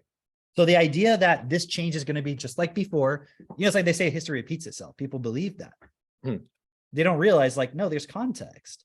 Just because there was jobs then, who's providing the jobs now? Right. That's what people are not considering. Who's going to be providing the jobs? So if you're opening up an AI company, how many people do you need for the job now where the AI can actually help you in the work of developing more things? So is there going to be a bunch of companies that are going to be hiring lots of people? If that were the case, why does Upwork exist? Why does Fiverr exist? Why does Uber exist? Do you see what I mean? Like, this, not like these are just great jobs and these corporations are opening up all these new avenues, because then when you have self-driving cars, do you even need the fucking Uber drivers? No. So what job does that create? Like, think about it. The tractor didn't create more jobs. Right. Somebody was like, oh, there's all these people, we can get them into this different kind of job. So when you look at the AI, so it's going to create new jobs. But the whole point of why people are developing it is to not have to have a person do something. Right. So then where is the other job going to come from? You're just assuming it comes from somewhere. Do you see what I'm saying? Yeah. It doesn't. And when you become obsolete, then where do you go? It's like, with the better analogy is like that guy was talking about with the horses. This guy was talking about, with the software programmers and developers and so forth, he was like, oh, people were criticizing he was saying, I'm going to be out of a job. We're done. Coders, software developers are done in a very short period of time. And so people were like, well, that, coding isn't the only thing software developers do. And he was like, okay, but that's like back in the horse days when you had horses pulling carriages. And then people were like, oh, these cars are going to replace horses. And people were like, well, pulling carriages isn't the only thing horses do. And it's like, well, if they're not pulling a plow and they're not pulling a carriage, why would they be standing around in the city or on the farm? Yeah. So how many less people have horses now than they did back then? So if a coder isn't, and the way he described it was so good, I can't remember the exact way he said it, but it was like, if a coder doesn't, if you don't need somebody who can write code, why would that position even be there? Are they going to be like, we're looking for software developers, no need to be able to code? Or are they going to be some other position that does a lot more than just code and just be what a software developer did that does other things too, that encompasses that? Do you see what I mean? So you're not going to need that position is not even going to be there as an opportunity for someone to come into in the future. And now here's what I was thinking about this morning. Like, think about this, okay? You guys, I know you're like a little bit younger than me. It's like, but we're not totally like, I mean, we talked about this before. When I was in high school, You're old. I had a cell phone, but it was like a Nokia, not quite a flip phone, but like it was like not a smartphone. Did you guys have smartphones when you were in school? No, I had a Nokia. It was like Nokia, and then there were a bunch of numbers. It was basically because like it wasn't until 2008 that the flip smartphone was phone. even invented, right? Exactly. Okay, so we can still relate on that point, right? Yeah. Now Okay, so you're it's not hard that to old. relate to you're in school and everybody's got smartphones. It's hard to relate to that. Like, imagine you're in school and everybody's got TikTok. Yeah. It's total different environment, mentality, things are going on. Everyone's got TikTok, YouTube. You're talking about all kinds of stuff. You're aware of things that you weren't, like when you were in high school, were people just walking around talking about politics and like no one was talking about, but now that's what's going on in high schools, and not in necessarily a good way where it's like, oh, these robust discussions. They're just talking about what they're seeing on the videos and shit. So now imagine you're a child and you're entering school and in the same way that the kids are growing up taking this for granted, AI exists. Yeah. Like the Chat GPTs, the Mid Journeys, that kind of shit. So imagine now that environment when that is just a normal everyday reality. So you're going to have a generation of kids that very quickly you're not going to be able to relate to. And they're not being prepared in school to handle it. I'm just saying it's going to be a part. Imagine when they get the machine hardware fast enough that you can have Chat GPT or something like that on your phone. Mhm. You can just talk to it. It's like built into Siri. Do my homework for me. Yeah. And then it's How like is the school built going to into your- adjust? How is the school going to classes. adjust to that? It's Yeah. not. You know, because even now they just give the kids worksheets. They bring the worksheets back and they grade the worksheets. Yeah, it's just some The kid- stupid online thing. The Lots teacher's of going to quick- be like, all right, guys, make sure you get your AI to fill out your worksheet and have it grade it for my AI to double check or to like pass, you know, or something. It's like, Yeah. what is it going to be? It's like, so now we have this whole point is coming. And is it going to take 3 years, 5 years, 10 years? I don't know what, you can't predict the actual length of time because things come in waves and so forth. But it's not, I mean, I know it's pretty obvious to us, like very quickly, Indeed. people are fucked. And Did the you see- systems that are existing right now are not there to handle it. They're not prepared. Did you see the what Jordan Peterson was saying about how he put into the AI, like, write me a 13th rule to my book, and make it in like a Taoist style and the A Sermon cross on the between Mount. King James version and Yeah, exactly. Tao Te exactly. Ching, yeah. And he is like, he's like, just to do that, a cross between King James and the Tao Te Ching is just, that's complicated on its own. Impossible. Not only did it execute that, but also he's like, when I was reading it, it was hard to believe that I didn't write this. Yeah. Like the author of the book is going to the AI, like, okay, write something in my style. And basically like, holy shit, I didn't write this. Like, did I write this? What the fuck? Like it's impressing him that much. Yeah. So imagine if it can do all that, imagine to what extent it will be in 3, 5 years, 10 years. Yeah. You know? And Like- and one thing I want to add before we go today is like, Yeah. you made this point about it's kind of like a linguistics professor at this stage, meaning it has a language model. It takes in information that you train it on. It doesn't know if that's based on reality or not. So, it's not necessarily going to give you the correct answer. It's going to give you an answer based on what it's been trained on. And here's my point with this. The other day we asked it, why is transgender ideology harmful to children? Right. And you guys saw, because we were doing this in real time, it said, oh, it's not. It said, in fact, it's been shown that it helps people and all this stuff. And I'm like, okay. Is that based in reality? It didn't give you any, it wasn't even like objective. It wasn't like, well, there are both sides of it. And here's what we say the negatives are. Here's what some people say the positives are. I'm just an AI. I can't tell you if it's actually harmful. All I can tell you is here's all the different points. It was like, no, it's not harmful. But if you ask it, what's the best sushi restaurant? It'll say, I can't tell you that. I'm just an AI. We've tried it. So why can't it tell me the best sushi restaurant? Couldn't it just go based on the training data and be like, well, here's a restaurant that, you might like, or just make something up, because it can make stuff up. Right. It could just give you a pretend sushi restaurant. Why is it not able to give you an opinion on that, but it can tell you if transgender is not harmful? So now it's able to tell me things that are technically medical points. So either it's being restricted and not allowed to say certain things, or it's being trained that way. So now your child is going to be in some situation where, like, can you imagine like communist China having an AI like this and then putting it in their schools and then just, I mean, their system's already just based on memorization. Do you think they're not going to use this to just basically control every aspect of a child's life?